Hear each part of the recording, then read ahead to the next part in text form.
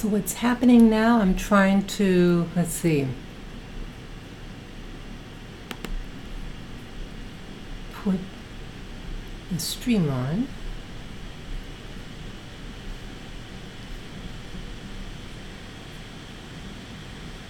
Should be streaming now. You are not receiving data from your encoder. Please make sure it is configured correctly in ingestion.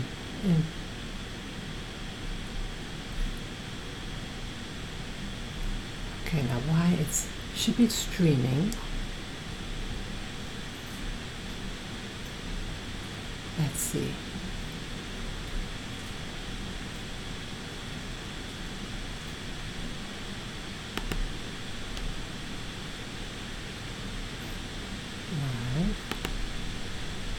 Okay, learn more.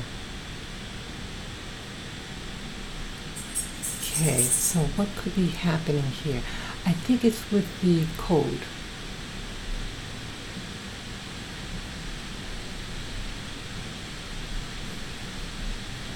Let's see.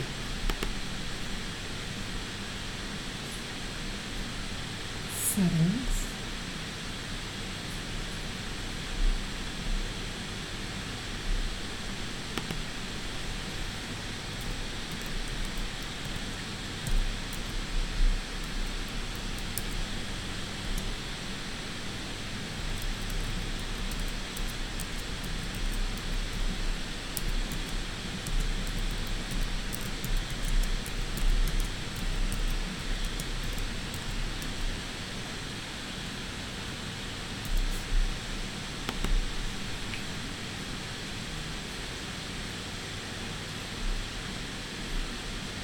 Okay.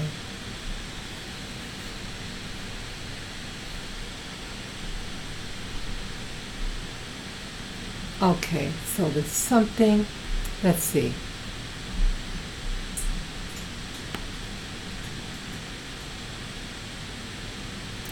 Adds, insert, create highlights.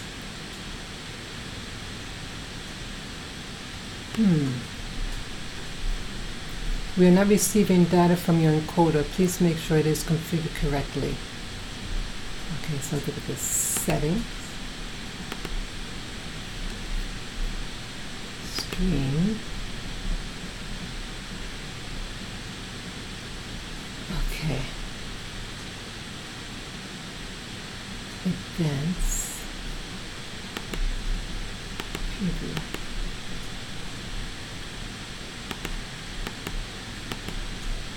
Okay. Let's see.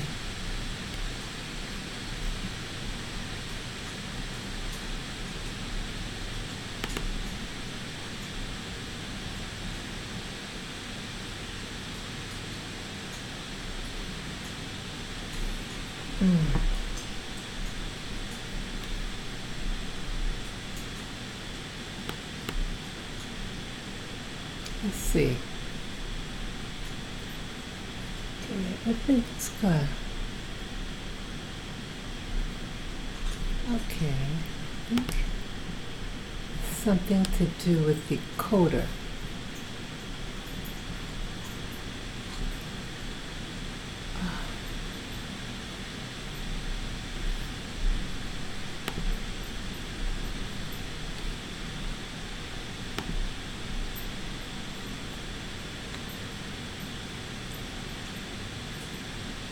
We're waiting.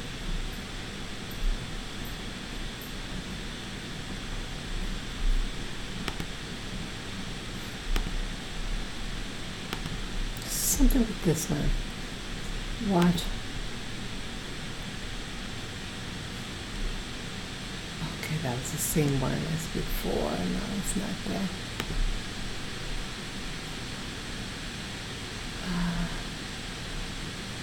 I think start encoder.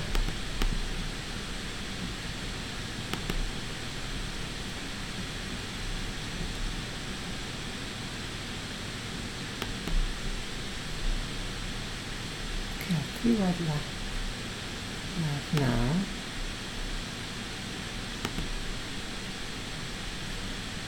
Okay.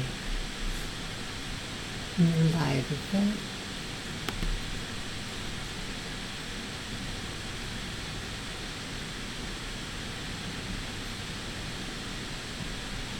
Okay.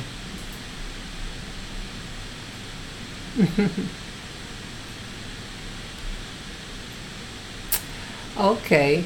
This. Okay. Boy, there seems to be a delay here. I'm looking at two monitors, and there was some type of delay. I see that. Wow. I hope this is doing right, because what's on my monitor and what's on here is not the same. It seems to be screening. Okay. Okay, let's see here. Okay, I'm trying to figure this out, because I haven't done this in a while. This is really weird. I have different screens here, and I don't know which one you guys see. Okay, so it's not that. Let me just X out of that. That doesn't look like it's...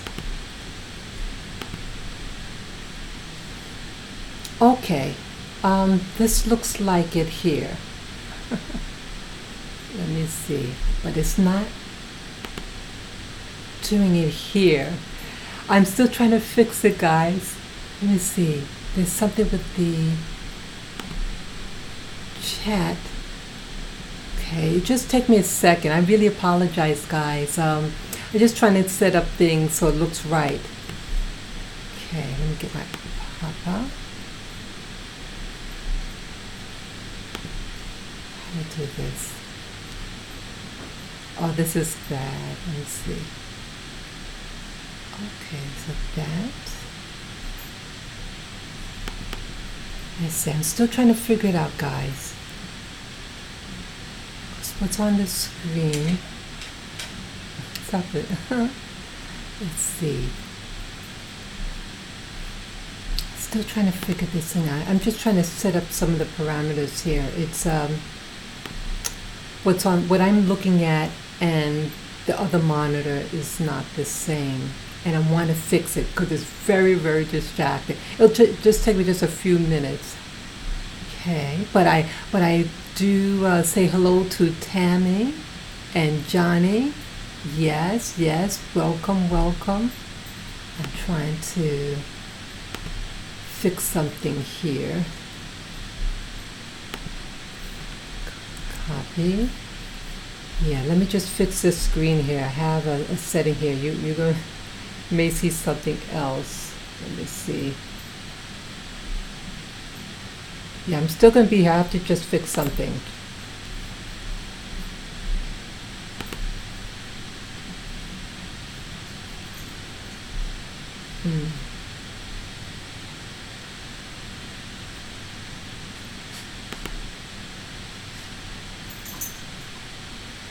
Oh, I know what I did. Okay, let me just fix this.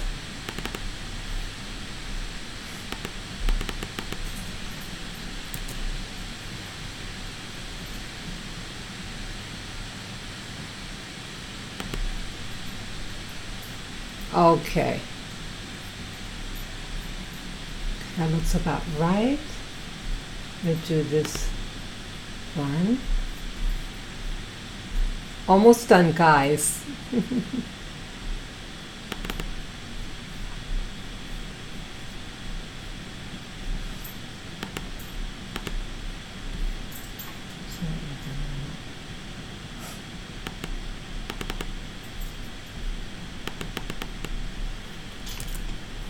I can't stand. I should have. Okay.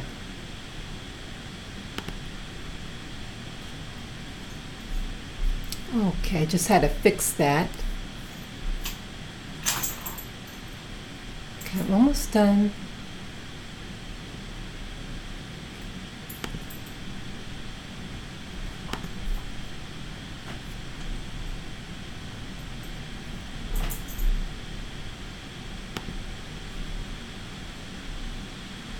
Okay. Yes, brother. Yeah, I see that it's 10 minutes into the stream. My apologies. I haven't done this before. I um I was trying to set up the monitor. I thought I had it all set up, and evidently I didn't. But yes, welcome, welcome. This is Spirit Journey. Yes, hello, Saturday afternoon. Let's see what time it is here. It is 4:11, so I'm 11 minutes late in actually really addressing you guys. Yes, but I thank you for your patience. It's always good to see all of you. And my little girl Lily is here. Okay, that's Lily. Say hello. Yeah, so she's going to be here. She was just pouring me to get up. And so, yeah. But boy, it seems like a long time since I've done a live video here in my living room. I was in bed much of the day. I was watching videos, and what else? I felt like tired, and I just wanted to. What is that? I just wanted to just relax, and then I started thinking, you're avoiding doing the videos. Yeah, it's really weird. For the past few weeks, I've been feeling a little like ho-hum. I need to motivate myself in doing the videos. I mean, I like when I'm actually doing the live streams, or if I'm doing a video that's edited. When I'm actually doing it, I enjoy it. Let me know also if it's clear, if the audio is off, because sometimes my voice does get a little soft. So I really want a good stream. So someone can just let me know how the stream and the audio is, if there's anything messed up with it, okay? So I'm looking on the big monitor here, and I can see your comments, okay? So there's Tammy saying, let's see. Okay, so we have someone having a conversation. Johnny's having a conversation with Tammy. That's all good, because it's all about sharing stuff like that. Yeah. So what have I been doing? Well, I'm trying to motivate myself. As you see with the title page, I do indicate that. Let me see what's on there. Yeah, I do indicate that I'm going to talk about different things. Okay, various topics. And let me see how it looks here. I'm looking on my channel on a different screen here just to see how it looks with the actual streaming. Let me see here. Okay, I see that something is live now. Whoops. Being able to. Okay, I had to mute that. Just want to see what it looks like. Okay, so sorry. So what I want to talk about, yeah, so I got myself up and took a nice shower, shampooed my hair, conditioned it, and yeah, so I got out of the shower maybe 40 minutes ago. So yeah, I was rushing it because I really did want to do a live stream because it has been a while. I did one like a week ago, but doing a formal live stream like this, I haven't done in a while, it seems, and I want to do one. So let's see. So this past week, I've been watching so many videos, and some of the things I want to comment on some of those things that I've been watching. So it might be a little all over the place, but it's all good. It's all really the same theme, and the theme is there's problems going on out there on planet Earth. It needs some serious spiritual help. We all do. We all need as much help as possible, and I think some of the behaviors that you see going on in the media especially is really this cry for help. And in my opinion, I think this is a prison planet. And if you watch people who are imprisoned Or if you look at, let's see, like a school for troubled youths, how they start fighting and bickering, it's the same thing. We're entrapped in this planet, and the stresses that happen to us, we become things that we never thought we would become. The best people could turn into really horrible people. That's what I see. So I think like the first thing, let's see, I have my notes here really. I want to talk about, let me talk about veterans. Like I know on the title page I mentioned certain things, but it may not have to be in that order. But let me just say something here. Like I was looking, like, for any of you who are veterans or active service, when you go to the doctor, especially the Veterans Hospital, you need to do this. You need to get a copy of your records. You haven't, like, just a random visit with your primary care physician, your PCP. Just get a copy. You go to the medical records and you fill out that form. You get it right away. The doctor's notes. And but things like radiology, things like that would take a little longer. It's usually would take several days, but they're pretty quick in general. It could be like up to a week, but you could at least get the doctor's notes. Read it very carefully, because sometimes I'm sorry.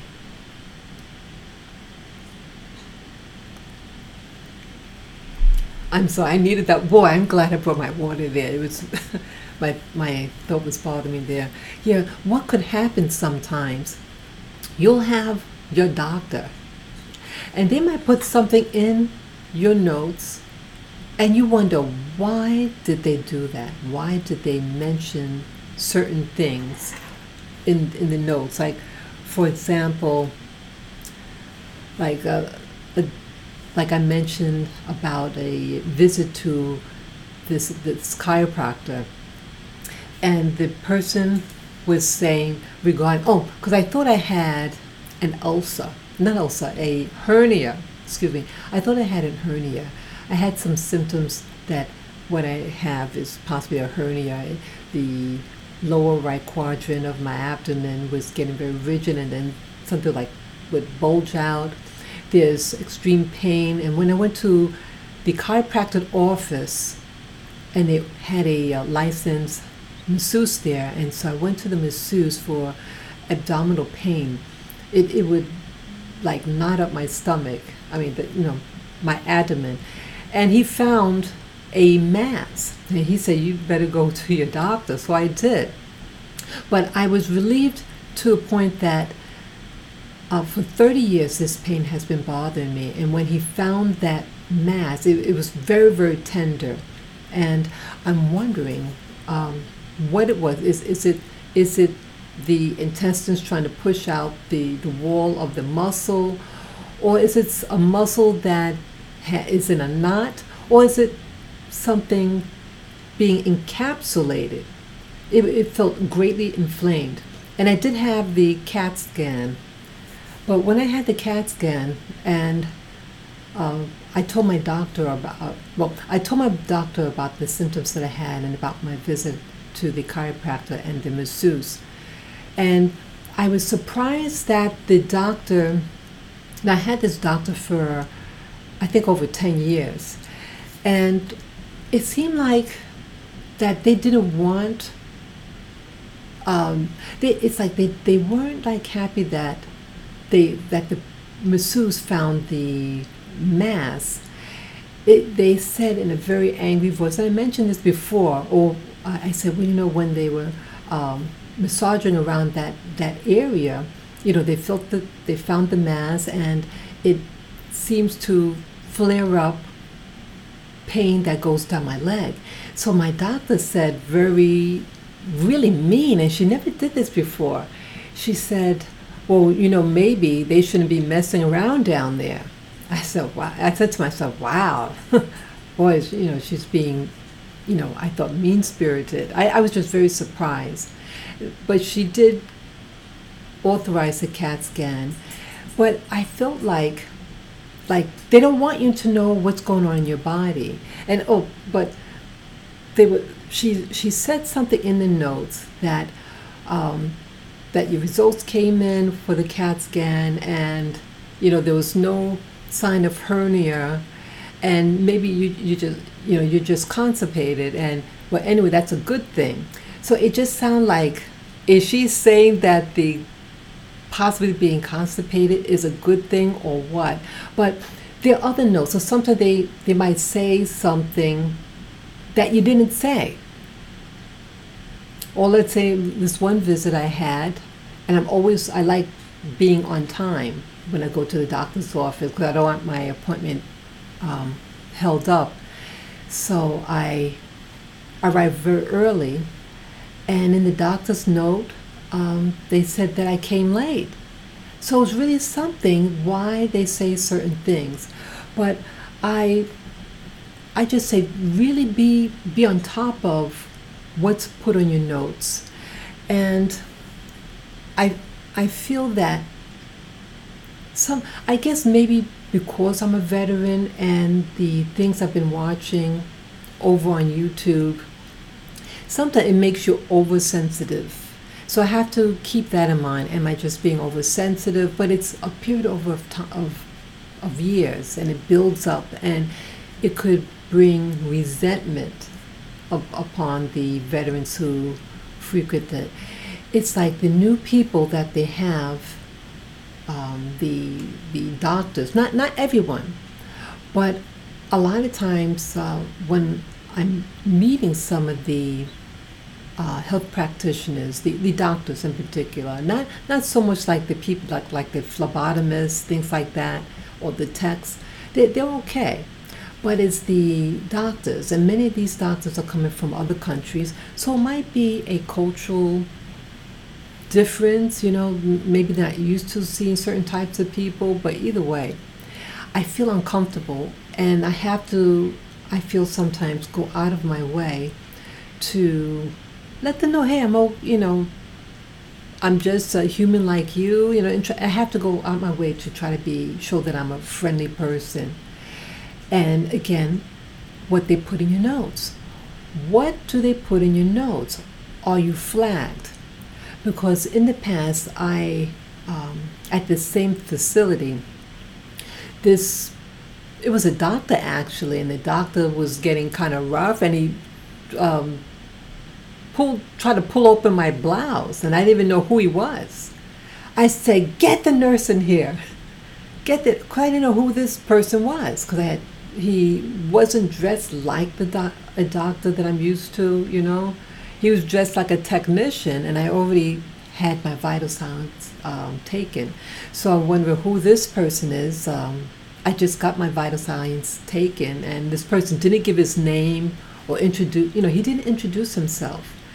And so I did, okay. So he brings in the nurse, and then I find out he's actually the doctor. I'm sorry. Well, I think it's the dust in the room. Yeah, so I had the exam, and the nurse was in there after the fact. And then, when I go to any doctor, I like to get copies of everything. Just to have in my possession. Whether it be labs or anything, just so that if I have to go to another doctor, I bring those information with me. Okay, so I went to get a copy of that particular visit with the doctor that tried to pull open my blouse, very rough, and not knowing that he was the actual doctor. Okay, you want to get down? Okay, my doggy wants to get down. Say goodbye. Bye-bye. Okay. Yeah, so I got the copy of that visit, and the doctor put down that before he saw me, he brought the nurse with him. But that wasn't the case. No, no, no. That was not the case. He came in the room because the nurse took my vitals outside in the main room, where other people are, patients and, medical staff. And then there was a little room where they brought me to wait. So the doctor came in by himself, doesn't introduce himself, and because I said, hey, get the nurse. So then he brought in. So, but in the notes, he said that he came in the room, for the first time with the nurse before any examination. And so when I saw that, I went to the women's coordinator of the hospital and complained about him. Yes, I did. Yes, that was the one that I really wanted to talk about, that incident.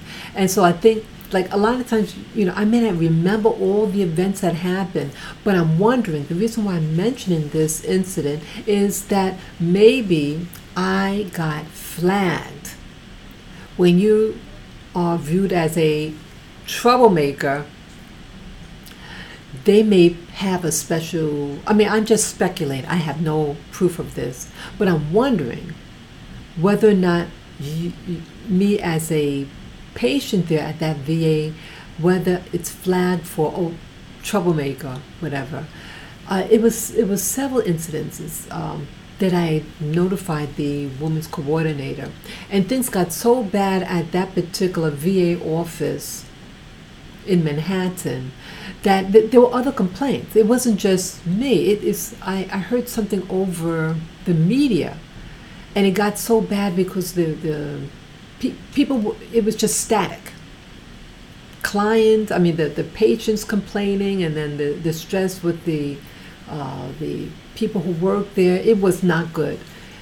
And so they did try to improve relations between veterans who used the facility and the practitioners there. It got a little better, but at one point it really got bad, and I left that. I stopped going there. I was able to get this other insurance, and so I was going to another private place, but I lost that insurance, and so I had to go back to the VA.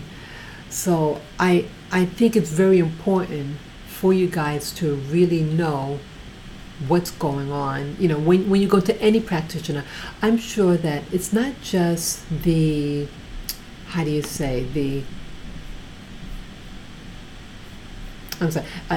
it's not just the VA hospital. It's any medical institution, I think. You just have to really be on your toes. I don't know what's going on with the doctors. Are the doctors being instructed? Is it like a hierarchy? Are doctors in the United States being controlled by other people for them to do certain things? Because it just seems systemic. Let me know what your thoughts about that is. How does your practitioners treat you, especially you veterans who use the VA hospital for your primary health needs? So again, always get copies of each visit to see what they put in, and if need be, to address your concerns with the if they have like a woman's coordinator, or general complaints of the facility. And again, don't curse. Sometimes, like, I think what happens is that the media wants to give veterans a bad name. They want you to think that veterans are psychopaths and not to be trusted, or what they call postal. And a lot of the people working in the post office are veterans. So they vilify people who serve. And I think it's a cheap shot for the media to do that to us, to vilify people who proudly, I know I proudly served when I was in the military. I'm still proud that I served. I made out like some of the things that have happened to me in the military, but things happen for a reason, and rather than being bitter about it, I rather try to learn from my experience there and try not to have certain things occur again. So, because this is everything we learn from. So if what happened to me, if I learn from the experience, then it's not a total loss. That's how I want to internalize everything. So I think that's important, important message. So, each one teach one about their experiences and record keeping, and also when, let's say, someone who is, I know I didn't put this in the title. Oh my goodness, I see. Oh, something. I'm just looking on the screen. I see that there was a mistake made. I see that the edit. Oh my goodness, let me see something here. I'm just noticing something here. On the screen it has different information. It didn't take the data from, wow. It had different information on it. Okay, so I have to change that data. Okay, yeah, I apologize. I was just looking on the screen. I thought, okay, it had two windows up. It took the wrong title. I see that the title that's up here says "My Meditation Vision and Thoughts on My Former Religion." That wasn't supposed to be there. It took the wrong one. I have to try to resolve that so it won't happen again. Yeah, my apology. Yeah, I wanted to talk about. You're probably wondering what am I talking about, because my title page. Yeah, my title. What was that now? That is so weird. Yeah, oh my goodness. That is so weird. So what I want this was to be my Hello Saturday, 11/15/2018, on various topics. That's what it was supposed to say, but I had, I guess, the wrong code on the wrong window, and it took the secondary one rather than the primary one. So I have to correct that in the future so that won't happen again. Wow. So yeah. So let me see here. Okay. So yeah, let me know. I was really surprised that happened with the title page, but I see that Tammy and Johnny are having a discussion. Could Tammy and Johnny, could you let me know if you can hear me? Because I don't know whether I could be heard. Because I could have, there seems to be a problem here. Let's see. Let me see what happened. I was really surprised that happened with the title page. Okay. So the audio is on. Okay, so I'm glad. So it's just the title page. So when this goes up, I will change the title of this live stream to be more appropriate. But okay, so that's the first thing I want to talk about. But you know what else with regard to the pain that I've been having? I've had this pain now for almost 30 years, and I had it's like when I sleep on my right side, it seems like it aggravates that mass, and it affects the pain. It causes pain on my right side, my groin muscle, my leg, my behind my knee, and my right side of my back. But I'm wondering, I'm wondering whether, I mean, this is going to be a big statement and maybe a little odd. I'm looking for this device. Let me show you something. This thing here. This is a device. Let me see. Okay, go like that. Yeah, this is a device that is called a tri-field. It's an EMF meter, and it had this portion here. RF stands for radio frequency. Okay, radio frequency. Like I've been getting what they call vibrations in my the base of my spine, and sometimes this vibration moves over to my pelvic floor.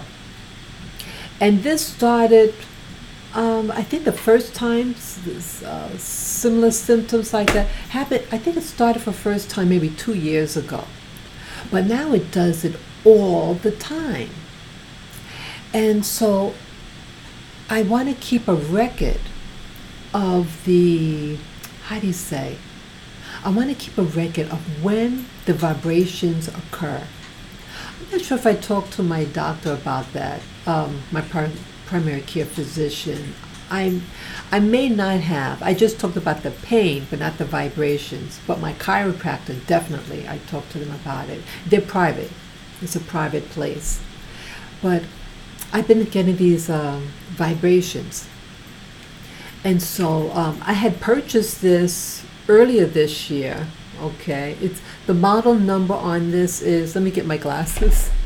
Yeah, let me get my glasses. Okay, this EMF reader is a model T as in Tom, F as in Frank, and the number 2. Okay. Boy, I wanna. Oh, it's hard to get it. Oh, I'm trying. I'm trying. Okay, it doesn't. It does. It's hard to get the print there. But either way, this model, it measures magnetic frequencies, electrical frequencies, and radio frequencies. And so when my vibration started, I put this at the spot. And I took a picture of it. Let me see if I can get I'm going to get my phone, my iPhone. I'll be back just in a moment.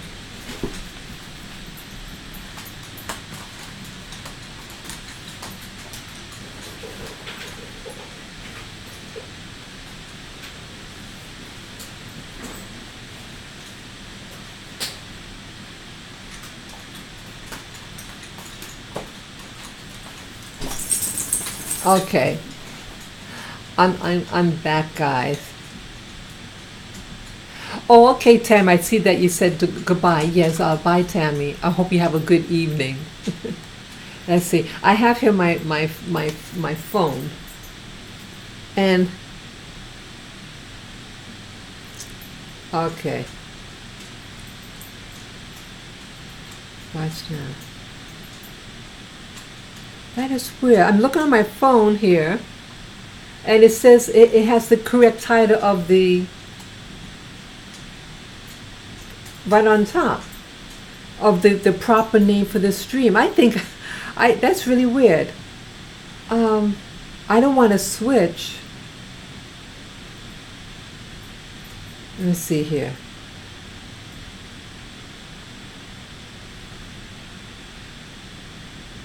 Oh, it didn't. Okay, it didn't go on. Wow. Okay. Yeah. Wow. Yeah. So when it goes, oh, I have to delete this one. That is so weird. Sorry about that. For whatever reason that happened, I think it was the code number, because I use this software to be able to have the comments by my face, Yeah. Oh, so let me just look for the picture. I took a picture of the what was going on. Let me see here. Okay, let me see, go back. Photos.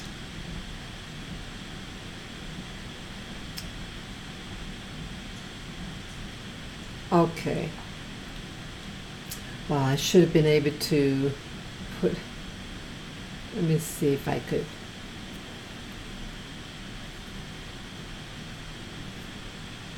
It's not good. I'll probably have to load it up. Let's see, maybe I could still do that.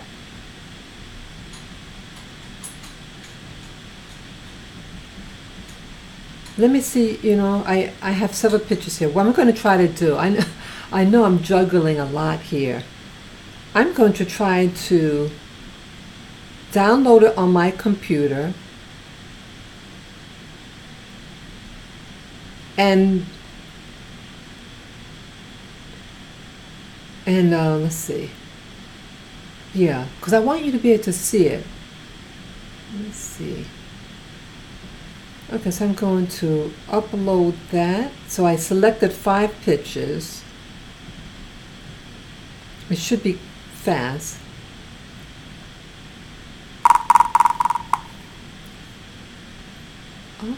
Okay, so it sent them. Let's see if I can open it now. Let's see here. So I'm going to try something else now.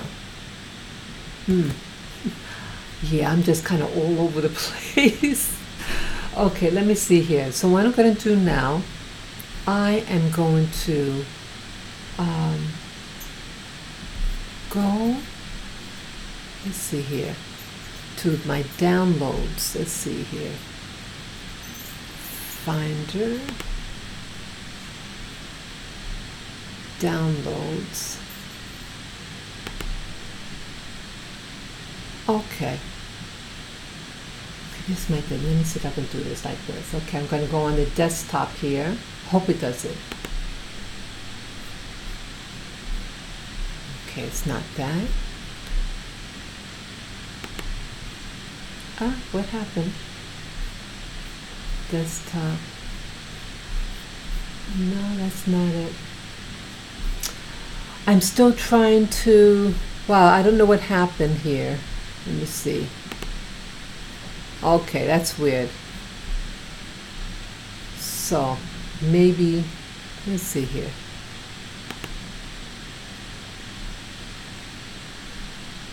That's not it.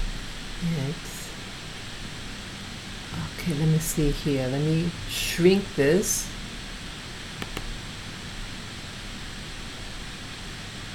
Boy. Wow, it's not doing. I'm trying to get a screen up here.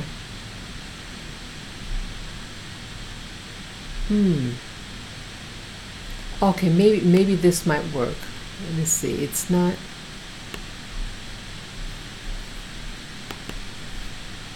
I'm trying to navigate here. Let's see.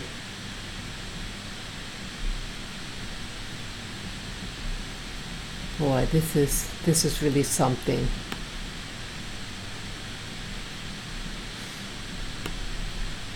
Okay, I have an idea. I still hope you guys could hear me. What I'm trying to do now, and again, I apologize. I have to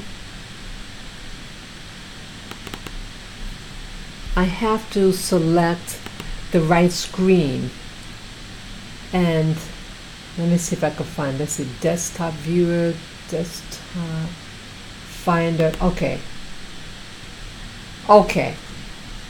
Okay there. So you're going to use that.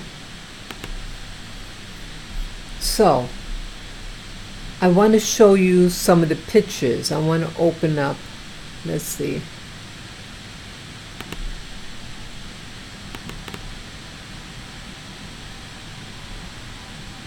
Oh, I can see it on the screen, but it did not. Okay. Let me try something else here.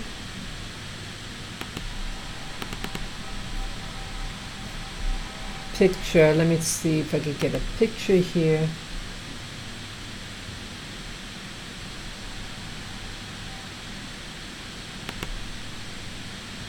Okay. So I do it that way. I again apologize. Let me make it bigger.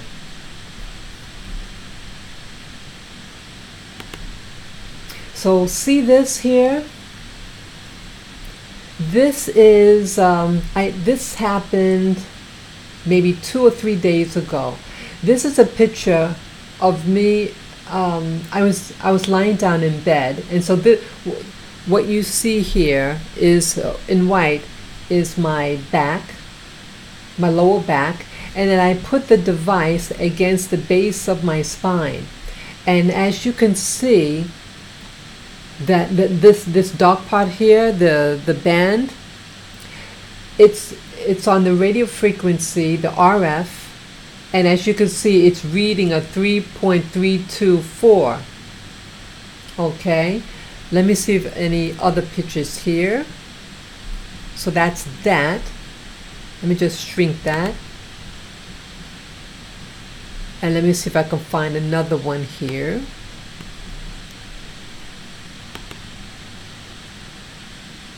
Let's see, close that. Let me try another one.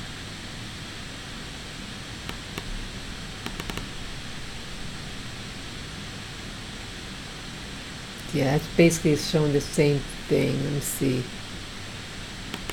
I'm still going through it.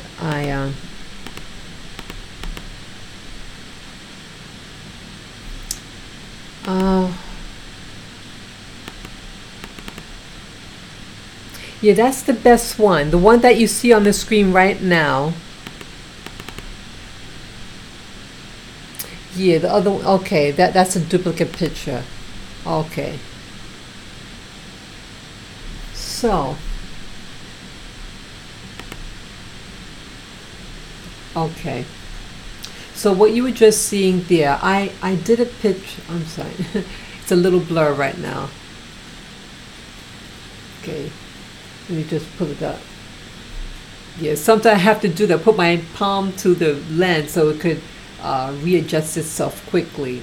Okay, so what you were supposed to see a couple of seconds ago was the picture of this device I'm using, the TRIFELD, and I had it on the RF dial, that's radio frequency.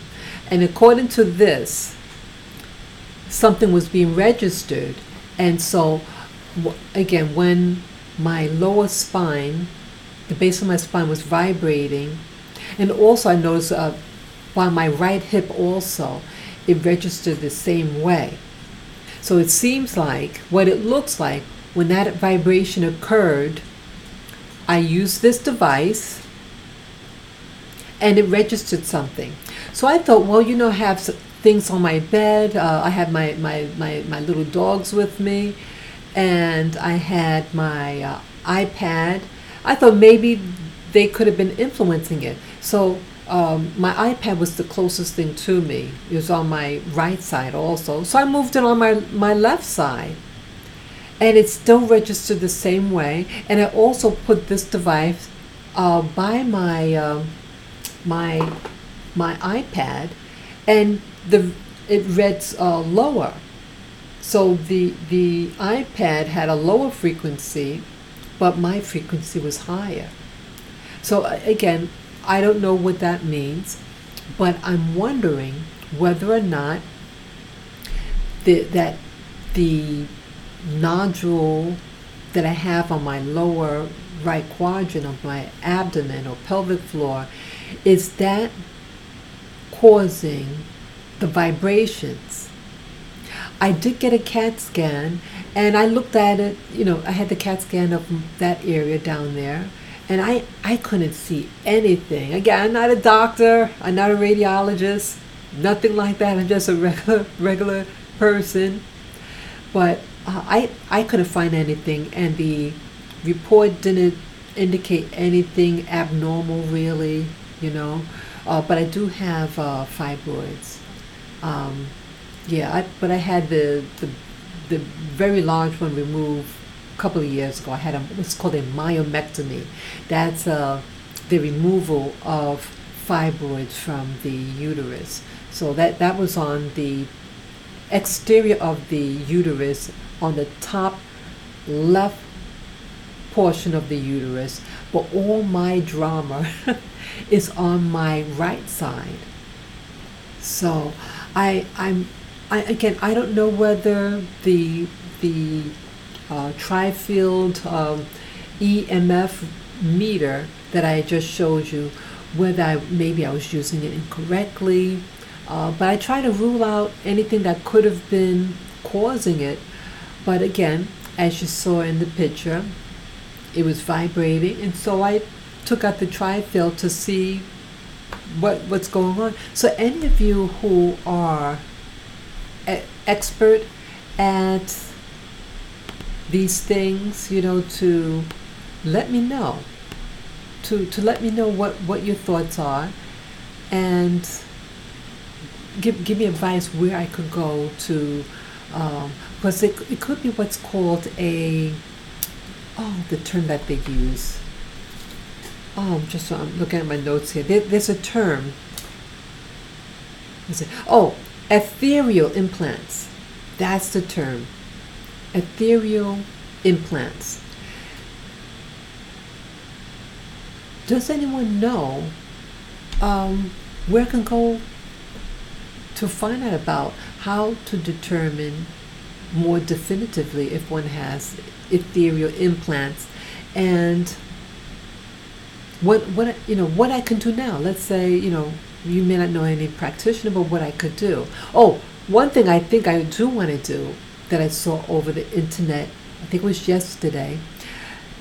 It's with magnets, and some of these magnets. The term. Let me see if I can get the term of those magnets. Let me see here.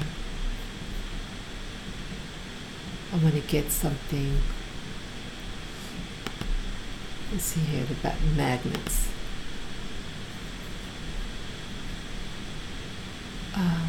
I'm looking at my other screen for bookmarks. Let me see.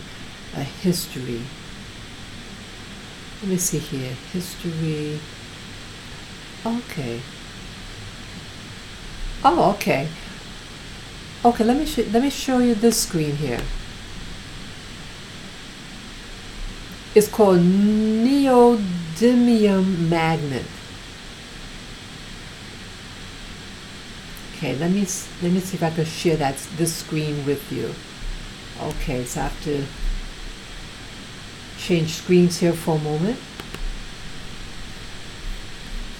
Okay. So I'll have to change this here. Let's see.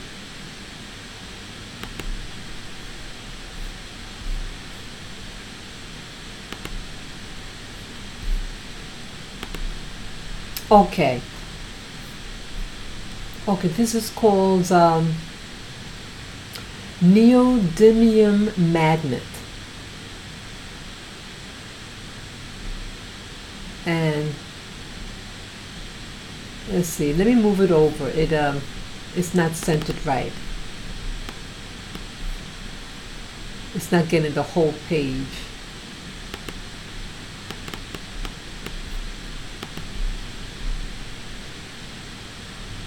Show window shadow. Okay, I'll just leave it. Okay. Okay, now a YouTuber gave me information about a video that I saw over YouTube suggested getting magnets and place it. They called a neodymium magnet, and this is just something I should see on Wikipedia. And it says here in neodymium magnet, also known as NdFeB or NIB or neo magnet, the most widely used type of rare earth magnet is a permanent magnet made from an alloy of neodymium, iron, and boron to form, okay, etc. So as you see here, sorry, these pop up. Sorry about that. Okay, here on the right side, these little squares. These are some nickel-plated neodymium magnet cubes.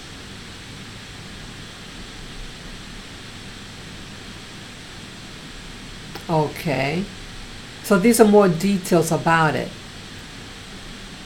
And also online, I saw different stores that may sell it. So I think what I might do, okay, so I think what I might do is to go to the store and buy some of those neodymium magnets and place them, because if something is being broadcast, I don't want to broadcast outside of my knowledge. I don't want anyone tapping into me and taking something from me or putting something in me, you know, like when they activate it, are they trying to put in information or whatever what it is, put it in or taken out from me without my consent? I don't approve of that, and I want to block it. So again, I don't know what's causing the vibration. Again, it started 2 years ago, and it actually started 2 years ago outside of, well, I was learning about what's called astral projection, and they were teaching how to raise your energy, you know, but the sensations of that is completely different when you're doing the techniques for astral projection. It's a general feeling all over, but what's happening with the vibrations that I'm getting, it's localized. It's in one specific area, and sometimes it could move to another area, but primarily it just stays at the base of my pelvic floor and abdomen. I don't like it at all. So that's a concern that I have, and so I think I'm afraid to really discuss. Well, I don't want to talk to the VA about it, about the vibrations, because I get the impression with the doctor that she seemed to be, again, I had this pain for 30 years, and it seems evident to me that mass, or whatever what the masseuse found, that's causing the other pain in my body. And then now with the vibrations, that it's just too close for comfort. It's just the area where they're both happening is relatively close. And it's like she doesn't want me, the doctor doesn't want me to mess with that area. So I felt like it was a warning to me, a warning to leave things alone. And she is just suggesting, oh, just go, you know, probably it's a GYN issue. I don't think it's no GYN issue. I mean, I don't think it's a GYN issue. I've been to the GYN, and it's two separate things, in my opinion. Again, I have gone in the past, but it's the same old thing. So that is. I just wanted to share that with you. I feel that it's important to. If you don't promote yourself, if you don't promote your own wellness, your own healing, no one else has the right to really, concern themselves with you. So I'm going out of my way to educate myself, to try different things. What could possibly be interfering with my health? And I am concerned about the vibration. The vibrations doesn't hurt, but it's like invasive. It just happens. So now I'm like taking, um, documenting the times and what is the circumstance and when it occurs. So I write down the time when it happens. Let's say if I notice it's a pattern, that's what I'm looking for, patterns. Is what's happening, does it occur only at a certain time? Is it always at the nighttime? Is it always early morning? Is it always afternoon? You know? And I think the other reason why I'm concerned about the possibility of an EMF device located down there in an implant or a nano implant is that what happened to me in May of this year, 2018. And I shared this several times that I was with a person at a restaurant, and just before we left, this, it felt like, I don't know, it's like something came upon me. It was weird. It was more mental. It wasn't so much physical at first. It was more mental. I was in a good mood. The food was good. It was the first time I was at this restaurant, and then I noticed, like what I remember, I kind of slumped in my chair a little bit. And I think my head kind of tilted to the right side, and a feeling of like being sad and guilt. And then a thought came in my mind that it's that I'm tired of always hearing you talk about.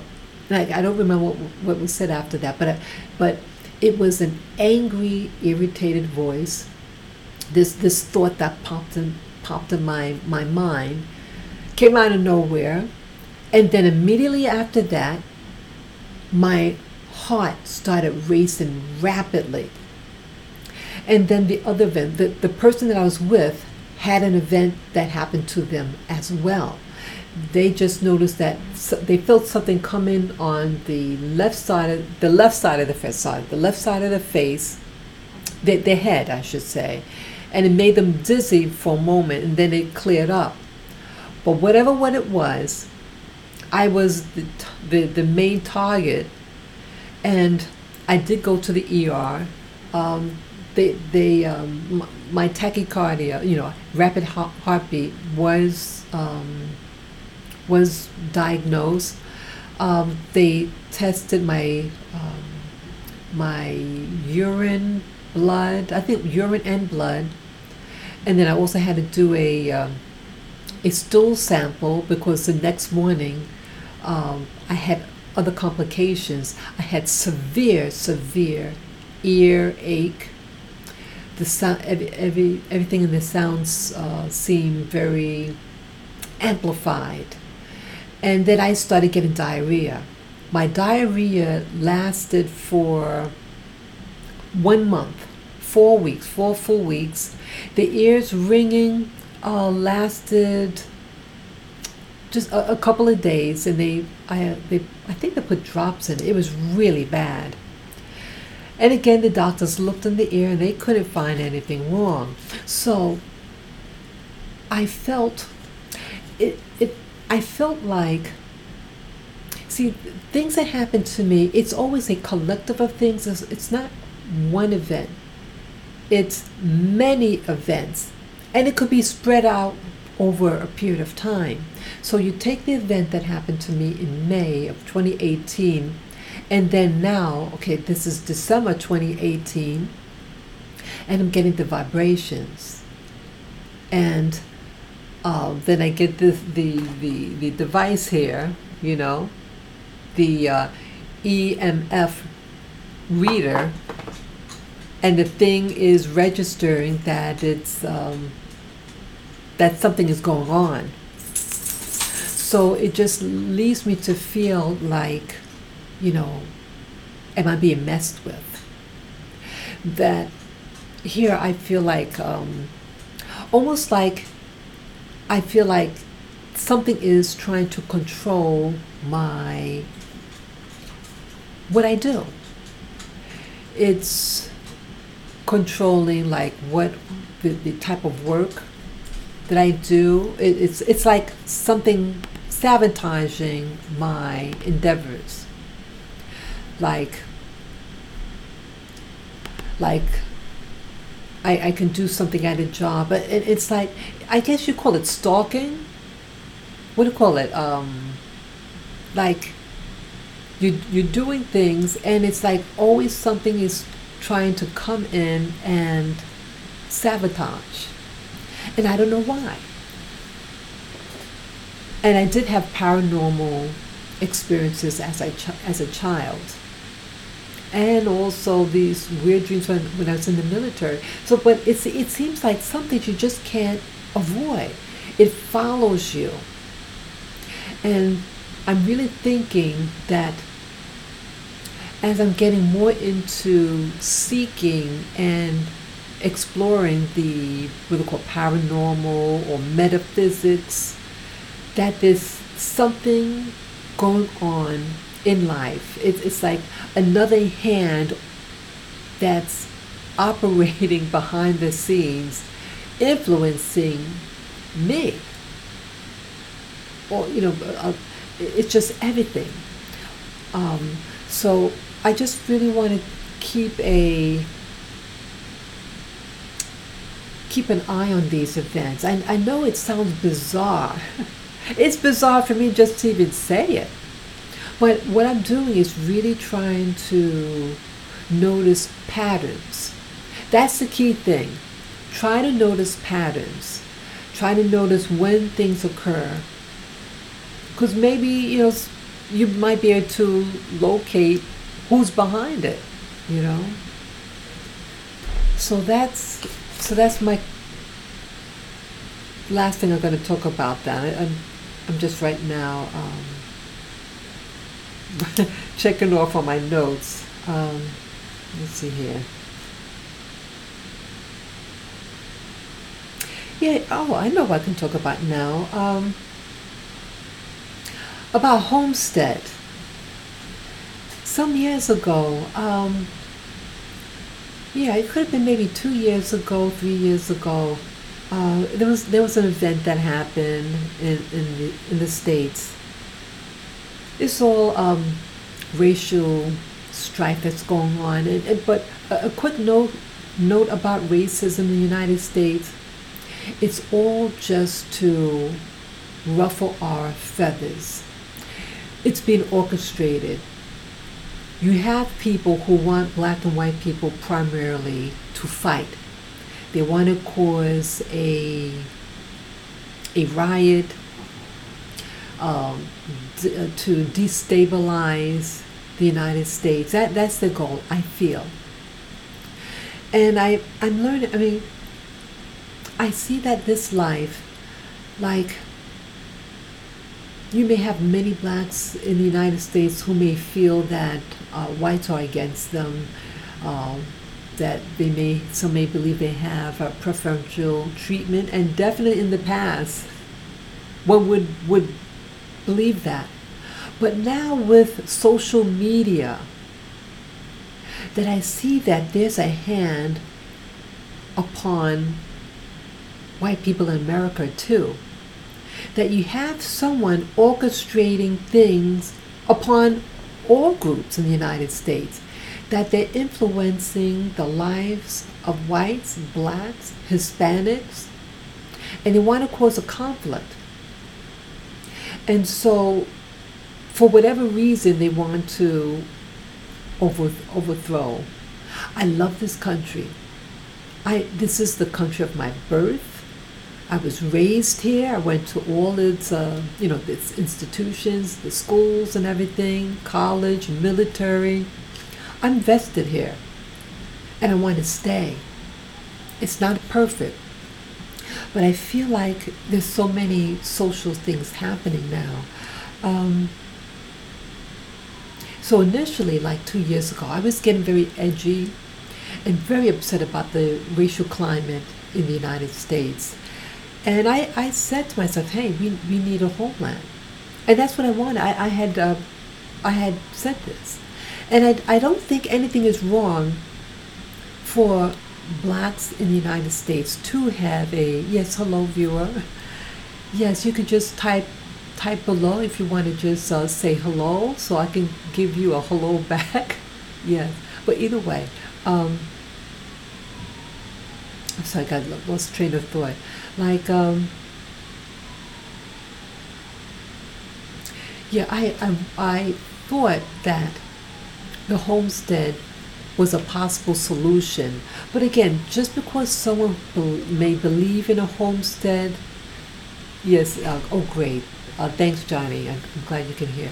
But just because someone wants a homestead, it doesn't mean that they're anti other races or nationalities living in the United States, not at all. I feel when something happens to a group, when someone is persecuted historically, and I don't think anything is wrong of reparations. Reparation doesn't mean that it's reparations is specifically for a specific group in mind. It's not something for all Americans. It's for a specific group in the United States, and I long for happiness. I want happiness for all people, all races, nationalities living here lawfully. I'm about peace. I want peace for everyone, but I don't think that it's wrong to say, hey, if a group here, in specific, American blacks who were enslaved here, I think it's something that is warranted. That we work very hard, many of us. We serve the country, and it's at times turns its back on us. And so that's what I want to address, at least back then, 2 years ago.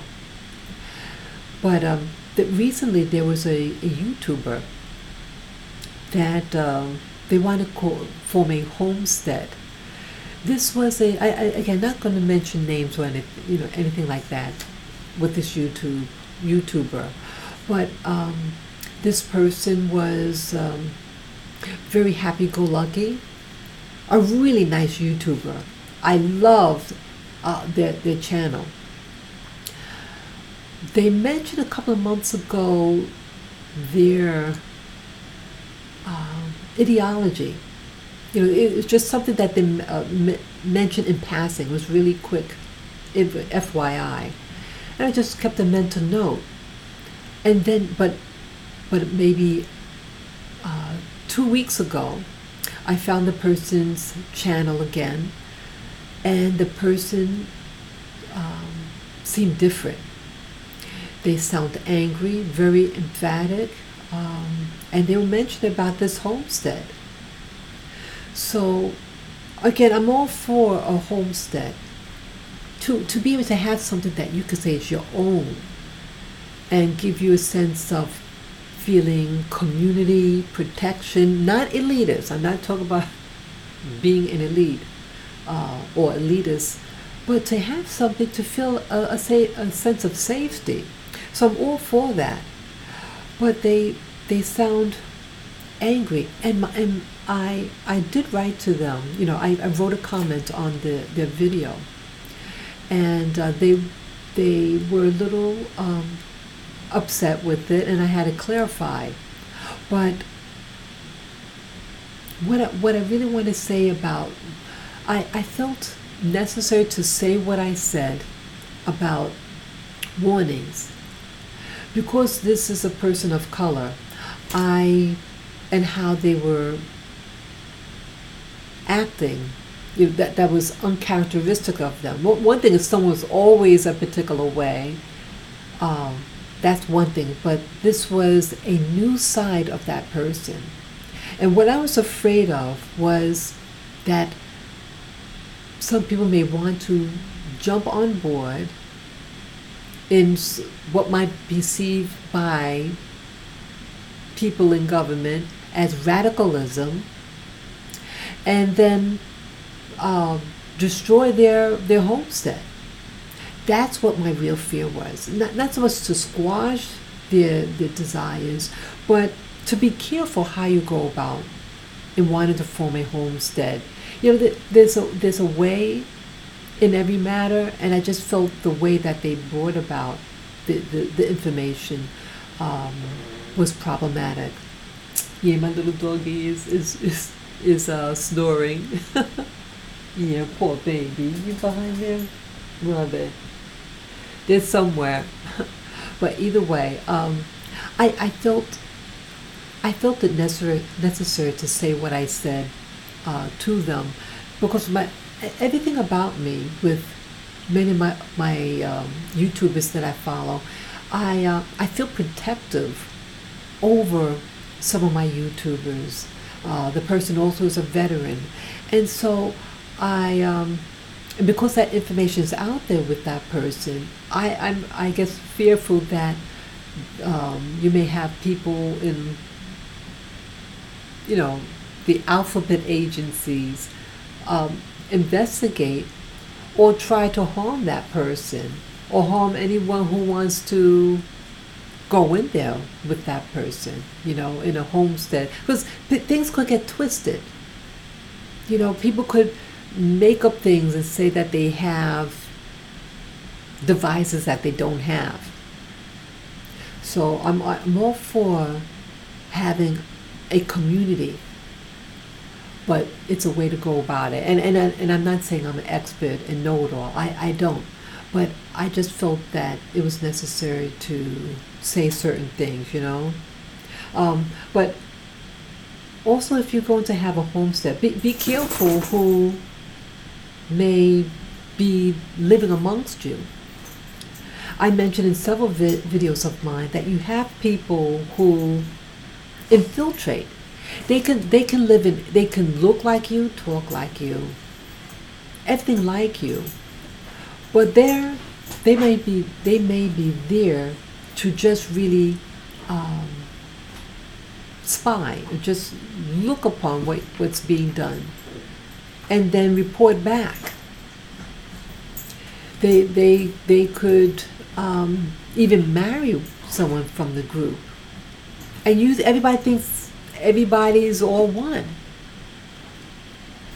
But it's not always the case. What about that lady from a couple of years back who was, she was the president of, I think it was Washington, the state of Washington, somewhere out west in the U.S., and she was the president of the NAACP chapter of that state.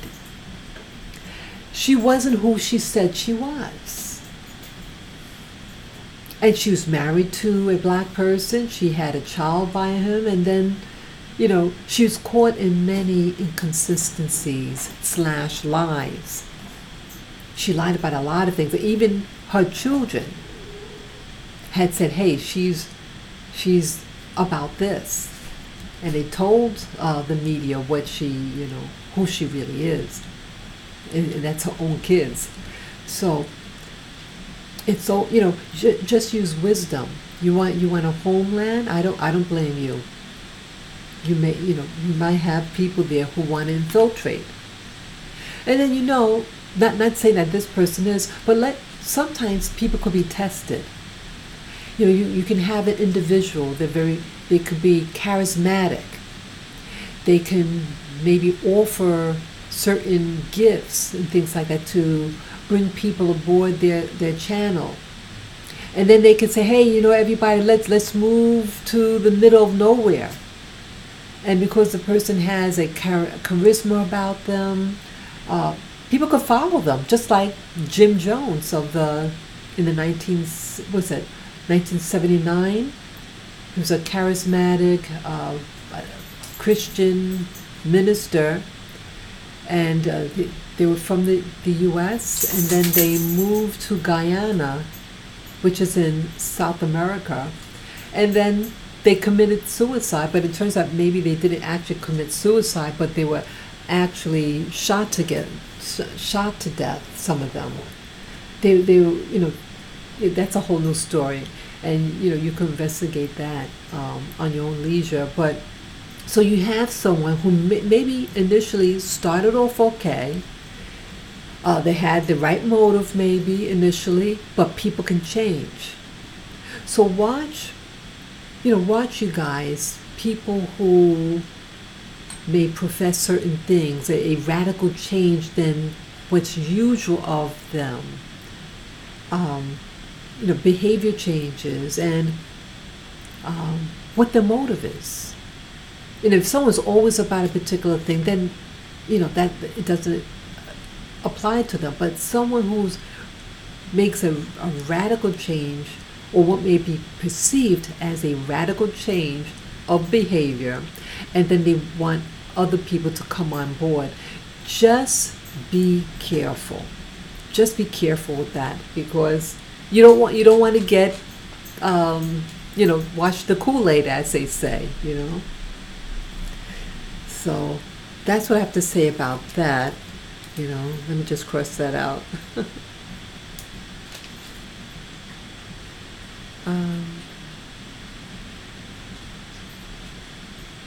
I have here, let's see. Let me talk about this. Labs, medical labs. Have you guys ever wanted to get testing done? Let's say you live in an area that has a lot of toxicity. Maybe you have a problem with the drinking water. Or maybe you live in an old apartment and you're worried whether there's lead paint chipping off the walls and the dust particles, and you inhaling it. You want to get tested. Maybe you're starting to get headaches or dizziness.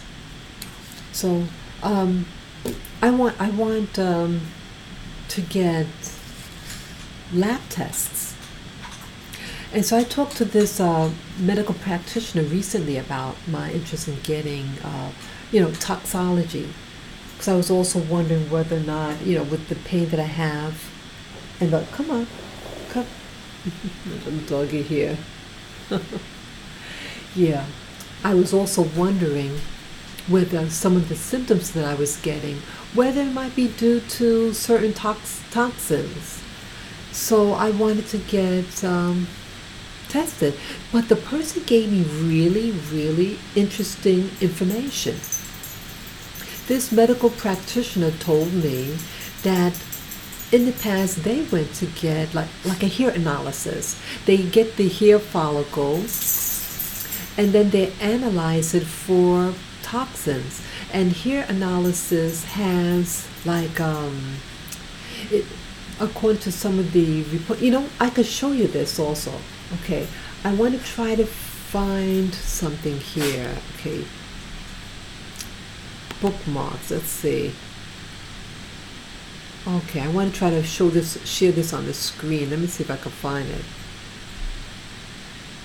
Let's see here. Let's see. Test details for hair toxin essentials. Let me try this. Okay, I want to share that screen. Let's see. I want to share you a screen. I hope I do it right.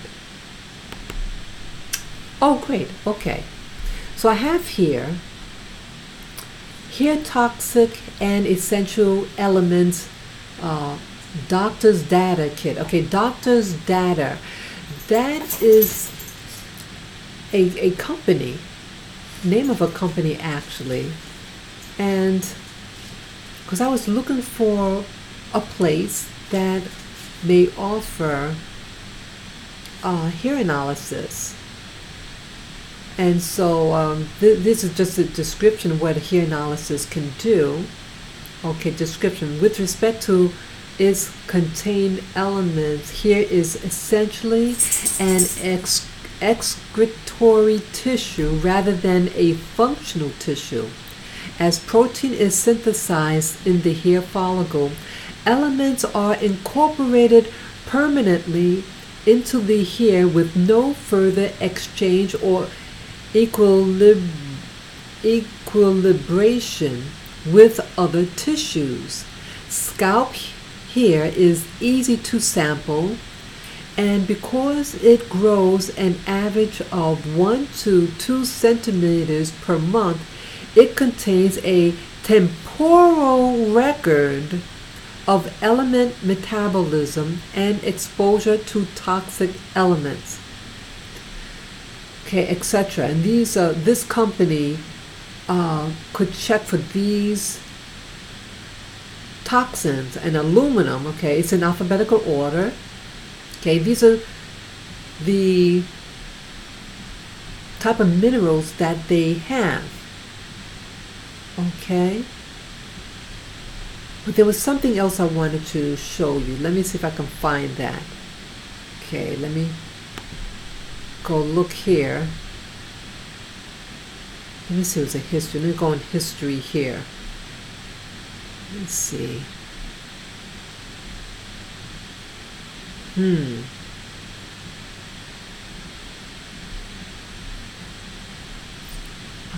see.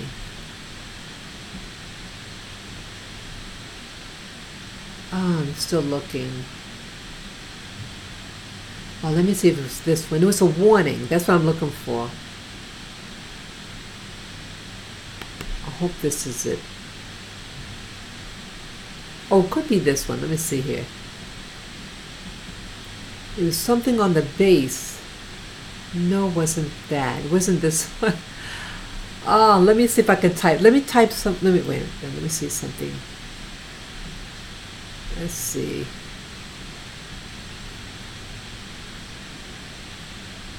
Let me go back.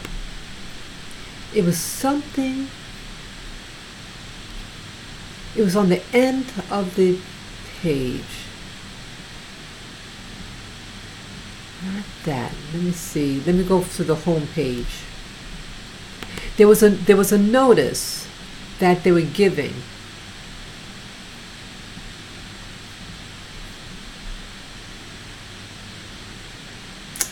No, it's not this one either. But it was, okay, I can't find it here. But either way, let me go back. Okay, I couldn't find it. I was just going on a history page, one of the labs I was checking. Yeah, I really want to show it. Let me do a Google. Let me see. Let me go again in history. Because what I want to actually show you is that some of these places, these are labs, medical labs that test your blood or urine, they don't do it in certain locations. And this one that I was looking at, they do not. Okay, that's not that one. They don't do certain areas, and I thought that was really, really something. I was really surprised. Okay, lab course. Is that one? Or test detail. Let me see if it's this one. Okay. Oh, I really want to find it. Okay, I don't know where it is right now, but either way, you have, like I live in the Northeast, in New York City, tri-state area, and this particular lab does not do, doesn't do my area. Let me, I'm determined. Let me just see here. Let me do a Google.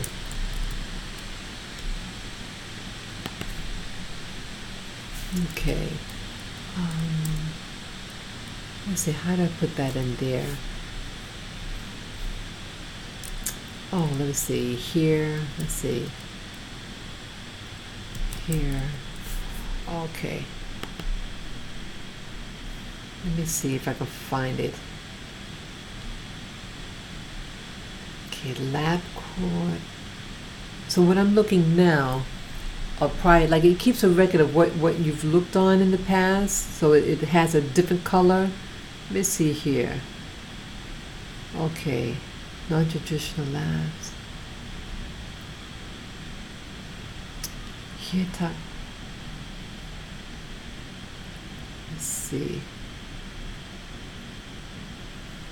Let me see if it's in this one. Let me see. Oh, it could be this one.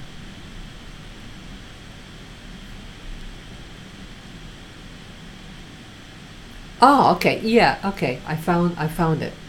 Yeah. Okay, let me see if I could show it now. Let's see, I'm gonna go to the desktop. Okay. So see here. Okay. Now this is called Direct Labs, and they seem, this is just at random what I looked at yesterday. And you can order tests, as you can see here. And these are some of the list. See that doctor's data, what I showed you a moment ago? Okay, this is one of the laboratories that do testing, and the rest are also, I presume, laboratories. So you go through these people, Direct Labs, you order the tests, and you choose, as it says, to learn more, click on the specialty lab below or consult your healthcare provider. But look below. Okay? It says services not available in Maryland, New Jersey, New York, and Rhode Island. So I said, wow. Why did that happen? Why would they not include? Why wouldn't they include that? And there's so many things you could. Let me just show you at random of the different types of tests that you can do. Let me see if I can open this here. Okay. Look at all these things and the pricing. Let me press on H. I want to show you for here. Look at that. Here, toxic and essential elements doctor's data kit. See that?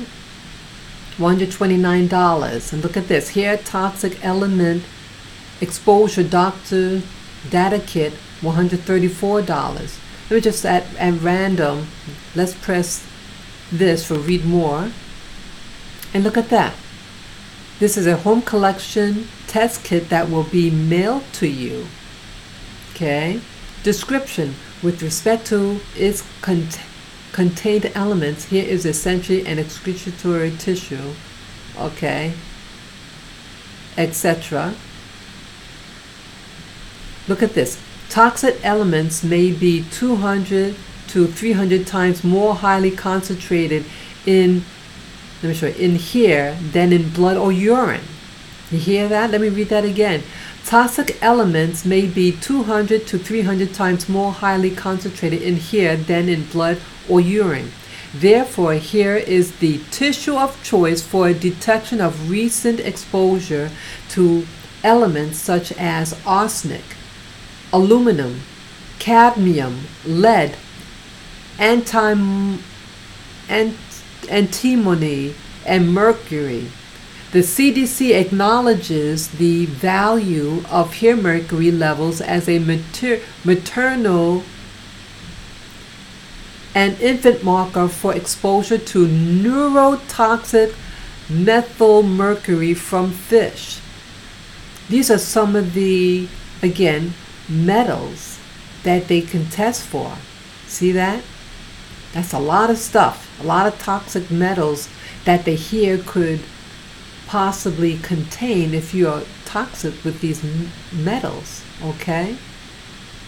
So let me go back. Okay, so that's very important. So yeah, so some of the things that yes, hi Sister Spiritual. Yes, hey Light Bearer, it is good to see you. Yeah, I've been on for a while, but yeah, it's good to see you. I'm talking about various topics out there, Light Bearer. I made a boo-boo when I was doing the setting up for the live stream. The title, it was incorrect. I had put in a title, but it was some errors that were done, and it selected the wrong title for this. This is just a general topics, and right now I'm talking about the doing lab tests, and that, as I mentioned a few minutes ago, that some like I live in the New York tri-state area, and as I mentioned a moment ago, that some places do not accept clients from certain areas. And again, let me show you again. And yes, no problem. Yeah, as I mentioned again, just in case, I'm going to show you this library. I don't know when you actually came on because I'm toggling to different screens. Let me see if I could show you. Where did that go? Okay. I just want to show you the home page. Okay, the home page. Let me see here. See that? Services not available in Maryland, New Jersey, New York, and Rhode Island. So you can get toxicology reports. Okay? Like this one. This is a for hair toxin and essential elements that you can get to find out if your body is containing these. Now, you know, in the New York tri-state area, there's a lot of toxins. And you have lobbyists. You got the UN here in New York City. You have the UN. Let me get back on the screen. You have the UN here in New York City and lobbyists. And you have all this manufacturing, like New Jersey is known for its chemical productions. And all the stuff can go up in the air, and it's a lot of toxicity. And so you have people who are getting sick. If you just look at some of the people in the New York tri-state area and how they start to act, they are the aggression, there's more aggression here in New York City. You have a lot of cancer. And I have someone very close to me whose behavior has been rapidly, their health is rapidly declining. And I think this person is toxic. I think this person may have toxins in them. And so that's why I was checking out different websites of where I could refer this person to, and myself as well, whether, what might be causing certain forgetfulness or aggressive behavior or being extremely tired, because heavy metals in your body can give you those side effects, the side effects of pain, side effects of being tired, low energy, diarrhea, headaches, all these things. And sometimes people could be misdiagnosed as being, let's say, having dementia or Alzheimer's, and what's actually going on is being infested with heavy metal toxicity. So I want to refer certain people that I know to get checked out. It's hard to find places to do this. And again, I would have to do this out of my pocket. Certain establishments, and my coming from the military and using the VA facilities, I don't feel confident in using their, based on some of the things I told you earlier in this live stream, that whether they really want you to be well. They want you to be well under their terms. It sounds so weird to say that. If you only use the facility, you know what I'm talking about. Yeah. So these heavy metals, like being in the military and going through boot camp, they give you a lot of injections. And as I mentioned earlier, in earlier live streams, that one of the people that I was in boot camp with, that they were they overlook the company. It's like the group that you're in is called a company. It consists of like up to 30, 40 people, women. And then you have what they call a company commanding officer, and they have an assistant with them. And the person who was the head of us, another enlistee like myself, she coincidentally also was from the New York area. And they had her as like the leader, to oversee. And one day we had to all get, oh, you okay, baby? Yeah, this little Lily. Okay, yeah. Okay, just, yeah, you might have heard noise. Okay. So she had to get her shot first. Since she had to walk in the front to direct the rest of the company. And so she gets her shot, and the rest of us, have to get our shots also. She started to act bizarre. Her eyes got really, really glassy, watery, like a glassy look, and she started to act silly. You want to get down, baby? She started to act very bizarre. And then right after that, they took away her position. I kid you not, that's what happened. And then they put in a white girl. So I know that sounds maybe paranoid to say that, but I mean, what happens not paranoid. What happened is what happened. But the reason behind it, it's speculative on my part, but you really start to think. So why did only she get sick? I don't want anybody sick, but why did that happen to her? And so I'm wondering whether or not these injections that we got in boot camp, whether these things are still in our system. They didn't tell us what we were getting. I just assumed that, I was very gullible. I didn't think that people want to hurt me or anybody else. You just, I just saw them as my parent, so to speak, and you just do what you're told, but you start to wonder what were in these injections. You have many people in the military who are getting sick. You have what is called that condition that people got tired. Oh, I forget the name. But yeah, it came out in the 1990s that all these people getting, what do you call it? Something syndrome. I forget. It'll come to me. But people were getting sick, and they couldn't figure out what it was. But now they know what's going on. That in the Middle East they were using these chemicals and spraying it out.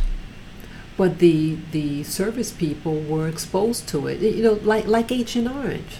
They didn't tell you that you were being exposed to a carcinogen.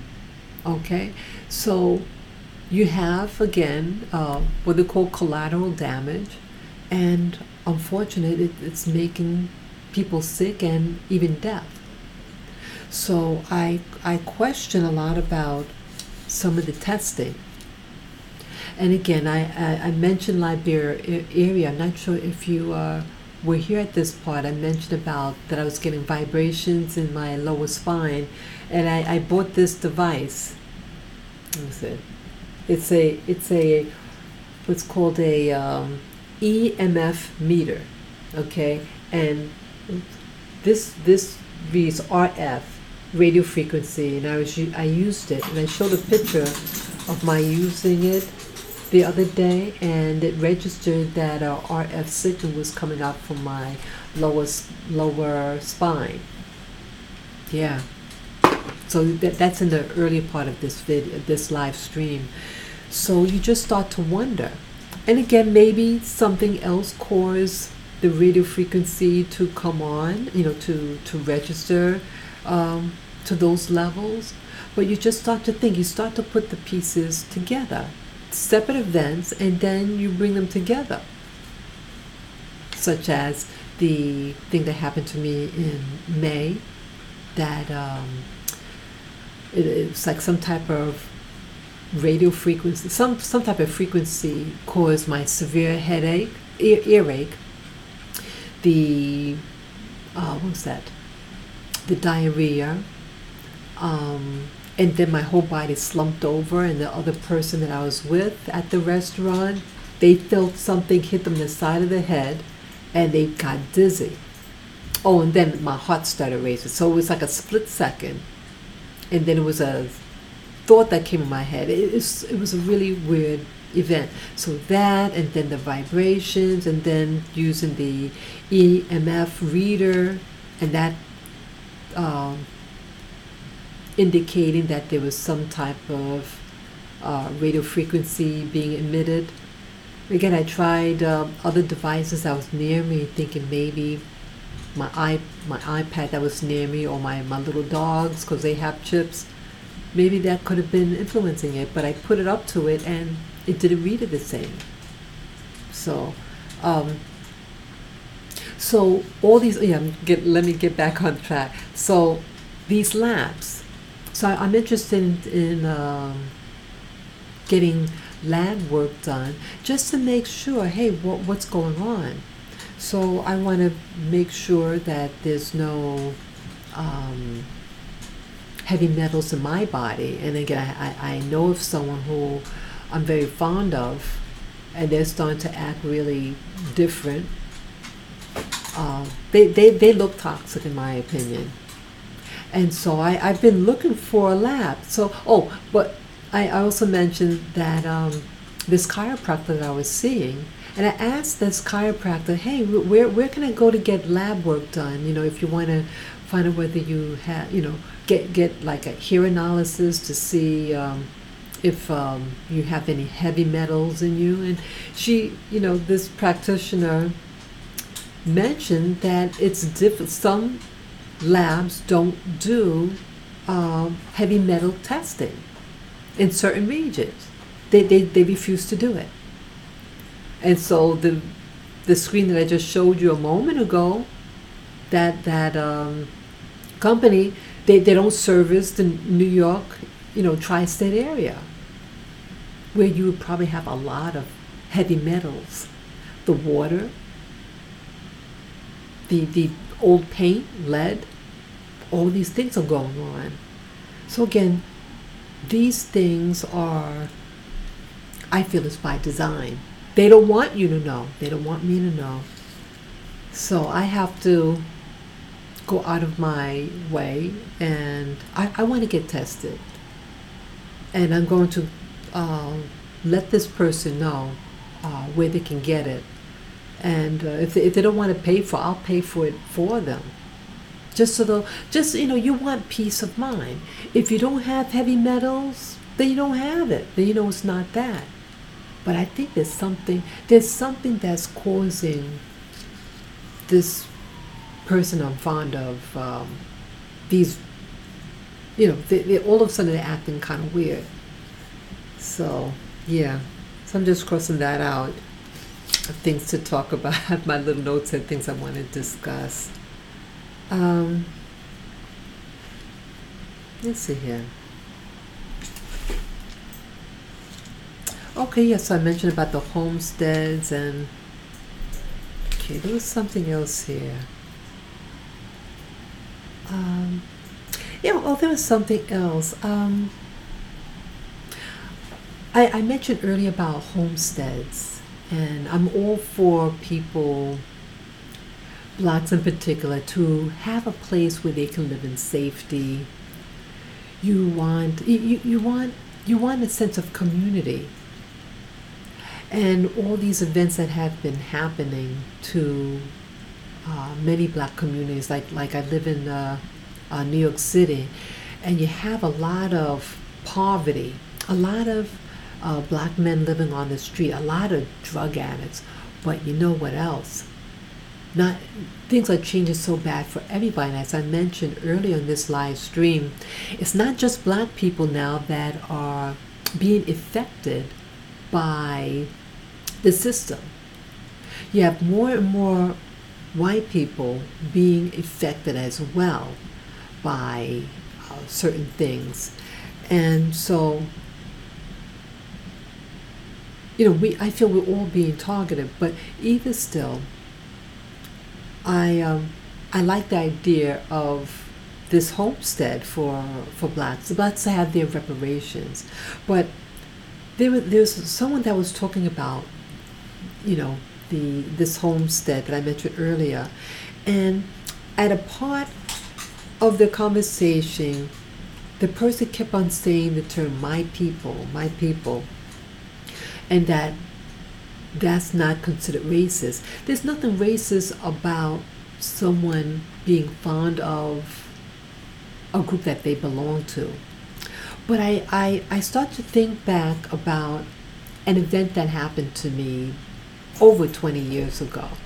I was with, this was, I used to do temp work or office work. And at this temp assignment, it was at a religious organization in the city. And there were two other young women. We were all about the same age. And we were all what you call black people. One was, she's of Jamaican ancestry, but she was born and raised in Panama, which is a Spanish-speaking country in Central America. And she was my complexion and my hair type. And then there was a darker skinned woman, a beautiful chocolate color, very nice lady, and it was just us three. Us three were all talking together in the lobby. And again, this was in the early 90s. And in New York City at that time, black people were targeted. Black people were looked on with suspicion when you're at a job site. If you're working for the private sector, and if you were a black person, you couldn't stand together in a group. You looked on with suspicion by white people. And so it was three of us, okay, two brown, someone my color and the other one chocolate color, dark chocolate color. And we just stand and talk, it's a positive conversation that we were having. And then all of a sudden, the woman that is Panamanian born, the other lady, she was from the U.S., I believe, the U.S. mainland. And all of a sudden, her behavior started changing. She started to talk very loud, and she used the expression, "Oh, my people, I want to go home to my people." And she kept saying this.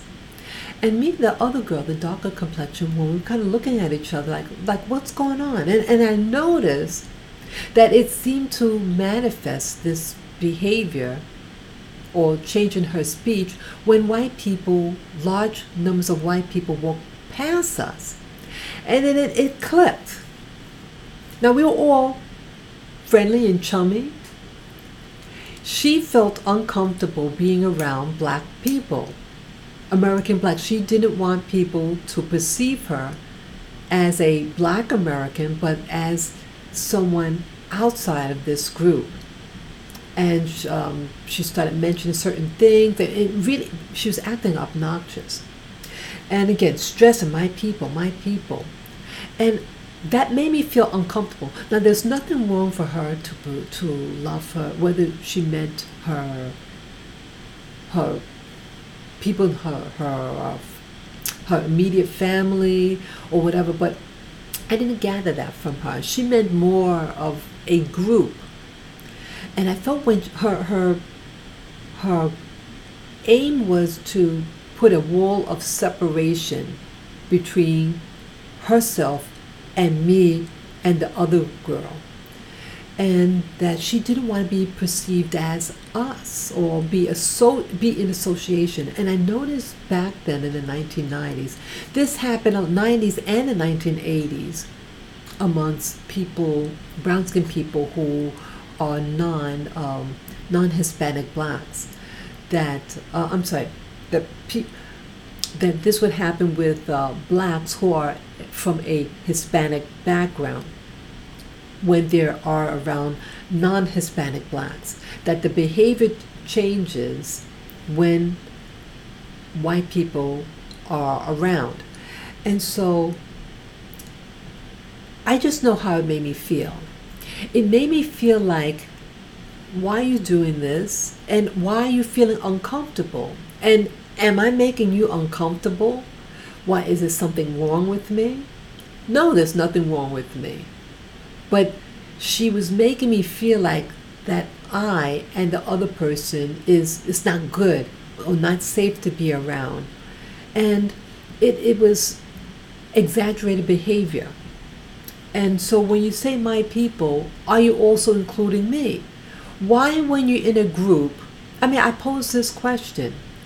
Why, if you're in a group, and then all of a sudden you want to change and make people think you're from something else, you're saying you don't like yourself. You don't like what people may be perceived about you. You don't like black people. You don't want to be perceived as being a so-called black person or African American. You think there's something wrong with us. So if you really feel that way, what is it really saying about yourself? Speaking a different language, you are who you are. And white people, when they're around, they're going to come to their own conclusion. They know right off who they want to associate with and their perception. You cannot change someone's perception, at least to a degree. You might have some, but people are going to think what they want to think. And so when this YouTuber kept on, so this YouTuber that I'm referring to also, that when they started using that term, like it made me feel like, because I thought me and this YouTuber were part of a larger YouTube community, because the subject what this person was talking about it's very positive. I followed that person for quite a while, but then now there was a wall, because now they're saying my people rather than we. So this puts a wall of separation. And again, is it the right forum? It's like if you have, let's say I had a party, and everybody is invited to my party. And then in the party, I'm giving out, let's say, candy. And I'd say, I'm only going to give people wearing a green shirt. Let's say just a remnant of the people have green shirts on, and they get the candy, and everybody say, "Where's my candy?" I thought there's a party, and you're gonna feel left out. And let's say they rub it in your face, and they're drooling over the candy, eating it, and you don't have, but you're in the same forum. Now, there's nothing wrong having a separate forum for those people with the green shirt, and they get the candy, whatever. You don't want to let people, make people feel that they're being left out. There's a way in this attack about how you do things, especially if you're doing it on an open forum. And they were trying to say what they were doing was not being racist. Now, I feel the intent, it's all about intent. Yes. Yeah, Johnny is saying hello to Liberia. Yeah, I think it's an intent. And so you have to, YouTubers or anyone out there, when you're with a group of people, what you do, it's all about intent. Is what you're saying being said to elevate one at the expense of another? Now, even though a lot of bad things happen to me as a black woman / as a mixed race black woman, a lot of things happen to me by whites against me and other ethnic groups or racial groups. But despite all that, I don't believe in trying to shame or try to embarrass another group at the expense. It's just karmically, I think it's wrong. So on the surface, nothing wrong of someone addressing, my people, but there's a forum when and how to do it. You don't want to leave people out. And again, as someone who has been discriminated against, I wouldn't want those people to the people of my past to do that to me. Because again, in this country, we are still a minority group. And the majority could do that to us. They have the money, the weapons, and other stuff to exert their will upon you. And so because of that fact, you don't do that, especially if you're a minority. You're outnumbered and you don't have the resources. So just be careful of what you say in public, at a forum where you have a mixed crowd. Be tactful. Be tactful. That's the main thing. Just be tactful what you say, because it could bite you in the nose, and you don't want it. You don't want that to happen to you. Yeah. I think the last thing. Let's see. I have a lot of different notes here. I know this is a long stream. Let me see here. Look at my notes. I need my glasses.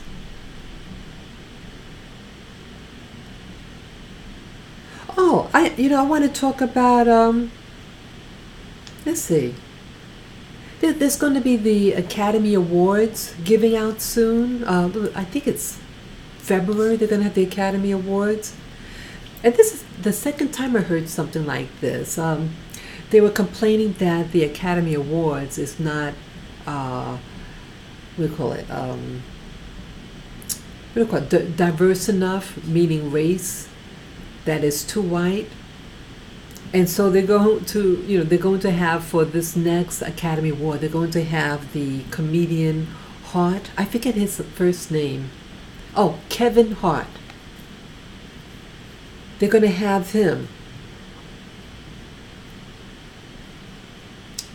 What I'm saying here, what I want to say here with regard to him, don't believe the hype about, I feel that sometimes it seems like when someone wants to make the issue between blacks and whites, or what do you call it, not diversity enough, they throw blacks in the picture as like the poster child. But blacks in the United States it's not the largest minority group, so I don't know why they are focusing on blacks to be the poster child for discrimination. It's like how I feel. They want to use blacks as the poster child, but we don't benefit from the changes really. It seems like new minority groups are the groups, I feel, in my opinion, are getting ahead more than American blacks. I mean, I want everyone to do well, regardless of your race or whether you're born here or not. Everyone. I want everyone to have a good deal. But I particularly don't like when they use blacks for a political. I feel, at least, it's a political move. It's not being generated by black people, but by whites. That I feel that what do you call it? It's those groups. What do you call it? The far left. Those people who were wearing those who were blocking. I forget the name. Oh, it's on the tip of my tongue. There's a group. They were protesting and they were doing a lot of violence. They wear all black and they put this mask on so you can't see them. Antova? Oh, I forget. It'll come to me. But either way, it's groups like that, I believe, or they call the cabal, that is, I feel, manipulating the racial climate and again trying to agitate blacks in hoping that they will react and cause a riot. So now they're using, in my opinion, I believe they're using Kevin Hart as like a stunt to put him in a position. And this is the second time something like this was done. They remember a couple of years ago they used Chris Rock to host, and then he said that they are using him, and he seemed a little upset. He says they're only using him because they couldn't get anybody else. But you feel people feel when they feel they're being used, and Chris Rock, the other comedian actor, he felt uncomfortable too. So it's not just be careful, what roles, be selective if you can, and maybe you may not get a lot of roles, but represent something positive, because see, that's what people are going to see. People are going to see people from all over the world. Now, Americans aren't the only one that sees the movies or who watch the Academy Awards. It's all over the world. And when you come out there and act like a buffoon, I feel like, Kevin Hart, he can be very funny, but I feel that he's not projecting. It's not wrong to make fun of oneself, but you can make fun of yourself in an environment where people that look like you, but when you put your laundry out there and the whole world sees it, you unknowingly could make you seem like a representative for the larger group. And if you act like a buffoon, people are not going to take you serious. And so I think we have to start acting, respect ourselves. It's nice to make money, but is the money worth it? How is it going to affect the larger community? I see how it's affecting us. I see more and more black men on the street, and I'm sick of it. So yeah, maybe Kevin Hart will be in the Academy Awards, hosting it. I'm sure he'll do a good job. But just remember, how people are going to perceive you. So if you're going to do it with pizzazz.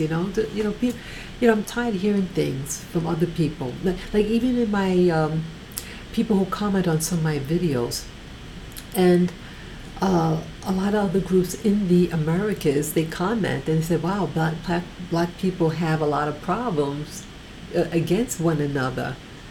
That this is what happens when you're outnumbered. Let's say we're only like 13%. And I think whites are like 70-something%. That's a big difference. So you do the math of the ratio. So think of it as you're one person, you got 5 people surrounding you. You're outnumbered. So in those places within the Americas, everybody predominantly is all of mixed race, or they're either mixed race, black or Indian. And then you have those people who may want to be classified as European, whites. But again, most of the people have mixed ancestry. And so that's all a collective. So, you're of the majority. So it's going to be a different perspective in those other countries in the Americas where the majority are people of color. So it's a different song. So that's all what I wanted to say with that. I was watching a program. I was watching a story on human trafficking.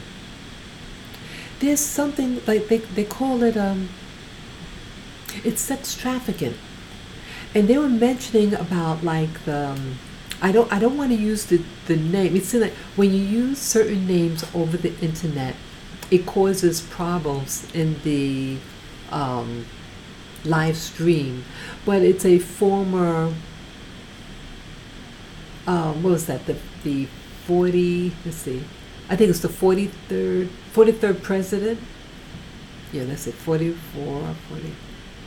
three. I think it's the 42nd or no, it could be the 40th president. And the wife was in office here also. I don't want to use the name, but either way, it was a husband and wife, career politicians, the married couple, and they have this organization, this foundation, and it's said that they're using this foundation as a cover to receive monies from donations, but it's really what they call pay to play, and they also it's also for what you call money laundering. And it's said that this foundation is trafficking children from Haiti, so you can really gather who I'm really referring to. Yes, yeah, yes, Johnny Dragon. Yeah, happy holidays. Yeah, that this foundation is believed to be trafficking children.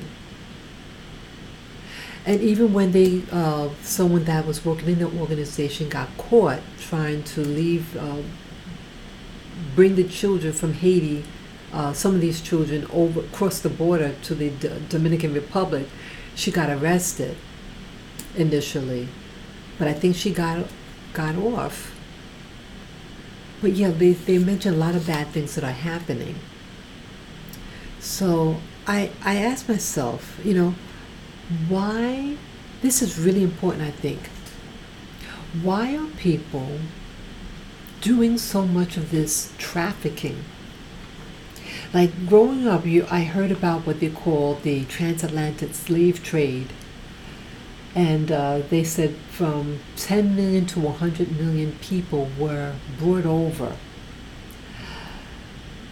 But now, because we have larger ships, we have planes, trains, how many people are being trafficked now into the United States of America? And why? A lot of these children, like some of the people that were what you call the caravan that was heading from the southern part of Central America and coming up to the U.S. border through Mexico. They believe some of those children that they do have. Again, I saw a video, and most of the people that they showed were not children, were not even women. The mass majority of the people in this caravan were men, young men, army, military age. But I'm wondering with the children, is it a ruse? Because this one video that I was watching today suggested that with this foundation, that it's a front for sex trafficking these children. They want to bring children in and make it think that initially that it's something to better the life of refugees, when in actuality it may be something else behind the whole movement. It's like all of a sudden this is happening. And so this one video I was watching was suggesting, hey, maybe what's really going on is a ruse for this child trafficking. And so you just start to wonder, why do we need, why is the sex trade so popular now? Why is this? I think I think what's really getting me to even do this live stream. I know I talked about many other things earlier in this live stream, but this is really what's really pressing me to even do this live stream. Why you have such a massive this sex trafficking. They mentioned, I saw a video today that Nebraska has a major human trafficking. They're getting women to be prostitutes. They're trying to. They mentioned that like they scope different people, women who look alone, who look young women, children. They're targeting children that act certain ways in school. They might have an older teen spot them out and try to befriend them, and then they get them caught up in the sex business. It was awful. I find it hard to understand what would make a man want to engage in that type of activity with a child. What is making this society act this way? This is really an important issue, because I think like when a society gets like this, it's like Rome. It got to such a perversion. It imploded on itself. I look outside where I live. You have people. I saw a video of someone. It was a young child. The child was maybe 8 years old, and they were born a girl, and they were complaining that they couldn't get access to the men's dressing room in school, and because the person did what they call a sex reassignment. They wanted to. They identify as being male.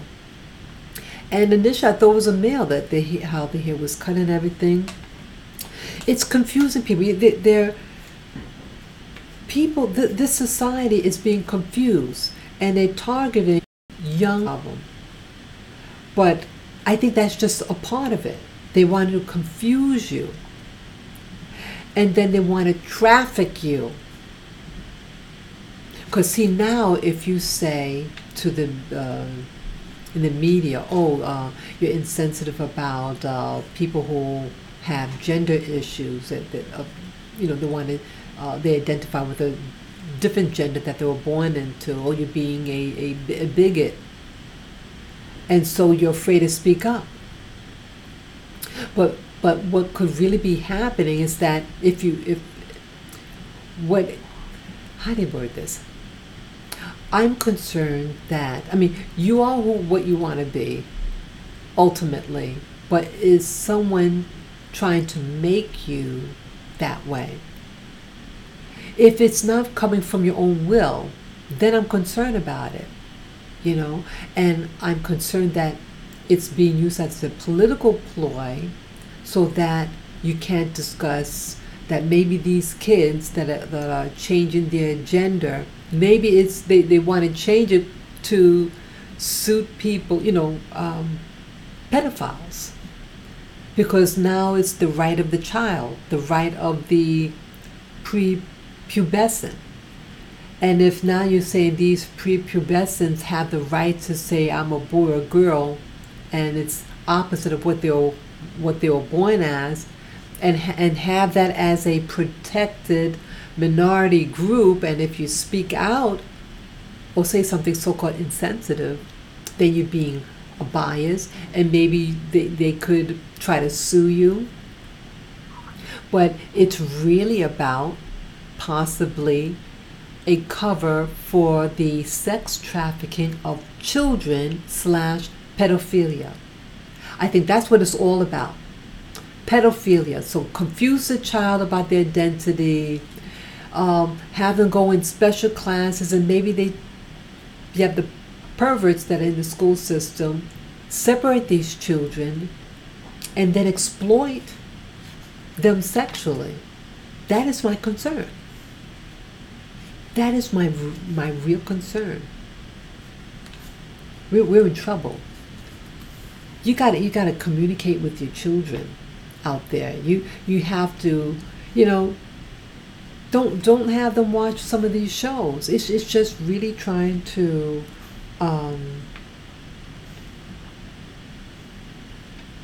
it's really just trying to confuse. And if you can confuse a society, you've got them controlled. And then once you control it, you can overthrow it. And that's what I want them to prevent. I want to prevent that, you know. There was something else here. Yeah, like the video that I saw today on the sex trafficking, they made mention like they showed this like a police sting, and they had arrested this person for prostitution. They had a police officer pretending to be a prostitute at a hotel, and then the John slash the buyer for sex came in the door, and then the man was immediately arrested. And there was when that happens, they also made mention that when you're soliciting for sex, let's say you have a car, the person who's soliciting, who wants to buy sex, let's say they're driving, and if you do the sexual act in the car, that the police can, get this, can confiscate the car, anything associated with that illicit act of prostitution, the government could take it and it becomes their property. What if a lot of these things that are happening with the sex trafficking and stuff, let's say, it's really to generate money. Let's say a state, a county is floundering. It has no income coming in. There's no real commerce. It's a real poor, oppressed, just a down and out community. What could a county do to try to raise revenue for that region? Arrests. You can try to entrap someone, arrest them, and confiscate their car, and you can sell it. Some things you could fine them, give them a heavy penalty fine in dollars, several $100s of penalties. So it's like you're wagging a carrot, you're trying to incite people to do that illicit behavior. You're actually behind it, and then you capture them, and then you charge them money. You say you have to pay the state or the county X amount of money, or you get thrown in jail. So I think some of these things is done deliberately to bring in money. So I think that is awful, really awful. Yeah. I think a lot of these things are being done to, like drugs, like the war on drugs. And I learned that the war on drugs is really being done by the alphabet agencies. And so you have that. And then you're going to arrest somebody who are selling drugs. But yet you put it in the country. And then you just have someone else distributing it. But you're actually, the ABC agencies are actually behind it. Many of the cases. So why is that? Well, it generates revenue. And what is this revenue for? That's the real question. What is the real revenue for behind the drugs? That's the real question. So I'm just looking at my last thing here. The last thing I have here, let's see. The two things I want to talk about, then I'm going to go. I've been on for quite a while. I know I talked about a lot of things. Yeah, I mentioned earlier about the military, about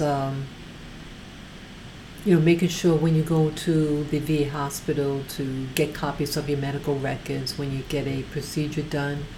Um, this video I watched today, it made mention that 1 out of 4 women in the military are raped.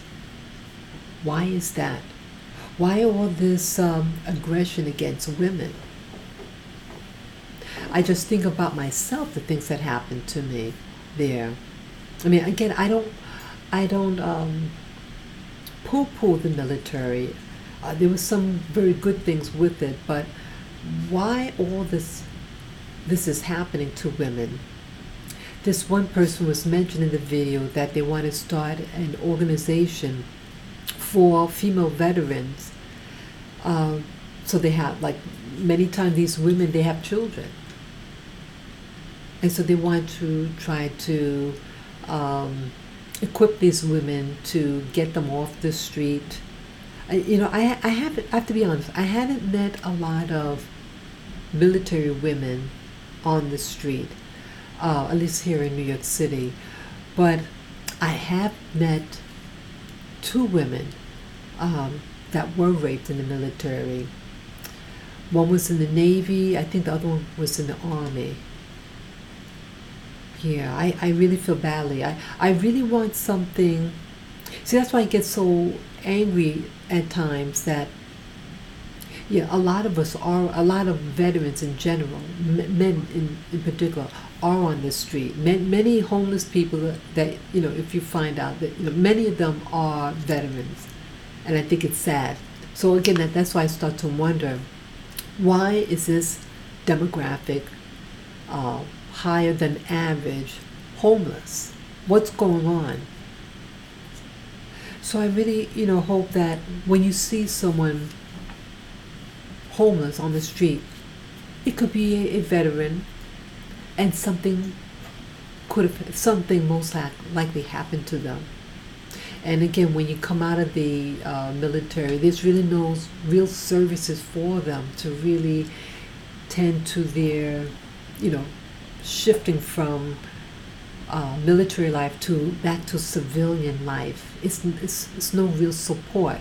Some communities have more support than others, but it was hard for me too. It was hard.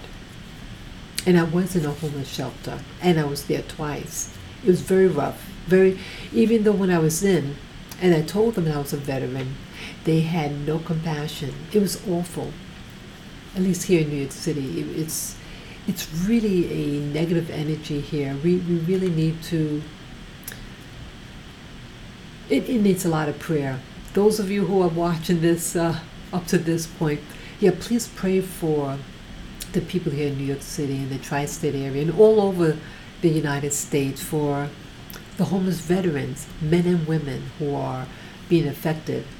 And I think some of these veterans are implanted by devices, or were given the shots that, experimental drugs. There's no other reason behind it except for them giving us these chemicals. And so that's also why I want to get this hair analysis, and this person I know, hair analysis, to get checked for heavy metals and things that shouldn't be in us, to get, find out and get it out, The last thing I want to talk about here, this is this here is controversial. Again, I watched a whole series of videos this week, just to give me something to discuss with you guys on YouTube. What's going on in the public? This YouTuber was sharing the fact, it was a man, and he wanted to get into acting, and he found that the industry, at least with theater in New York City, as this person calls it, that it's run by the theater district is run by gay men, and that you have to do sexual favors in order to get a job he found. He what was that? I think he said he witnessed something. I can't remember, and he left it. He saw something. He said no. He's not gonna be a part of it. But the theater district and the movie industry, you make a lot of money. The potential of making a lot of money, but I thought it was really something. Like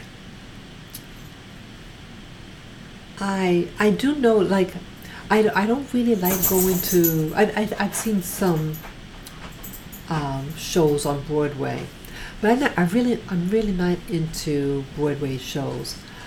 But I wonder how they got to be a dominant force, and I wonder what is there a reason behind it. And I'm thinking also, you have theater. What about the movie industry? Are they also dominate the industry? I wonder. But again, just because someone is gay or homosexual does not mean that they are a bad person. But this person's experience was not a positive one, and they found that in order to get ahead, that it's a sex industry. Sex in that, in order for you to get certain parts, even women too, that they had to do I guess what they call the casting couch. But yeah, why is this preoccupation with sex in this industry? If you're a professional, why all this?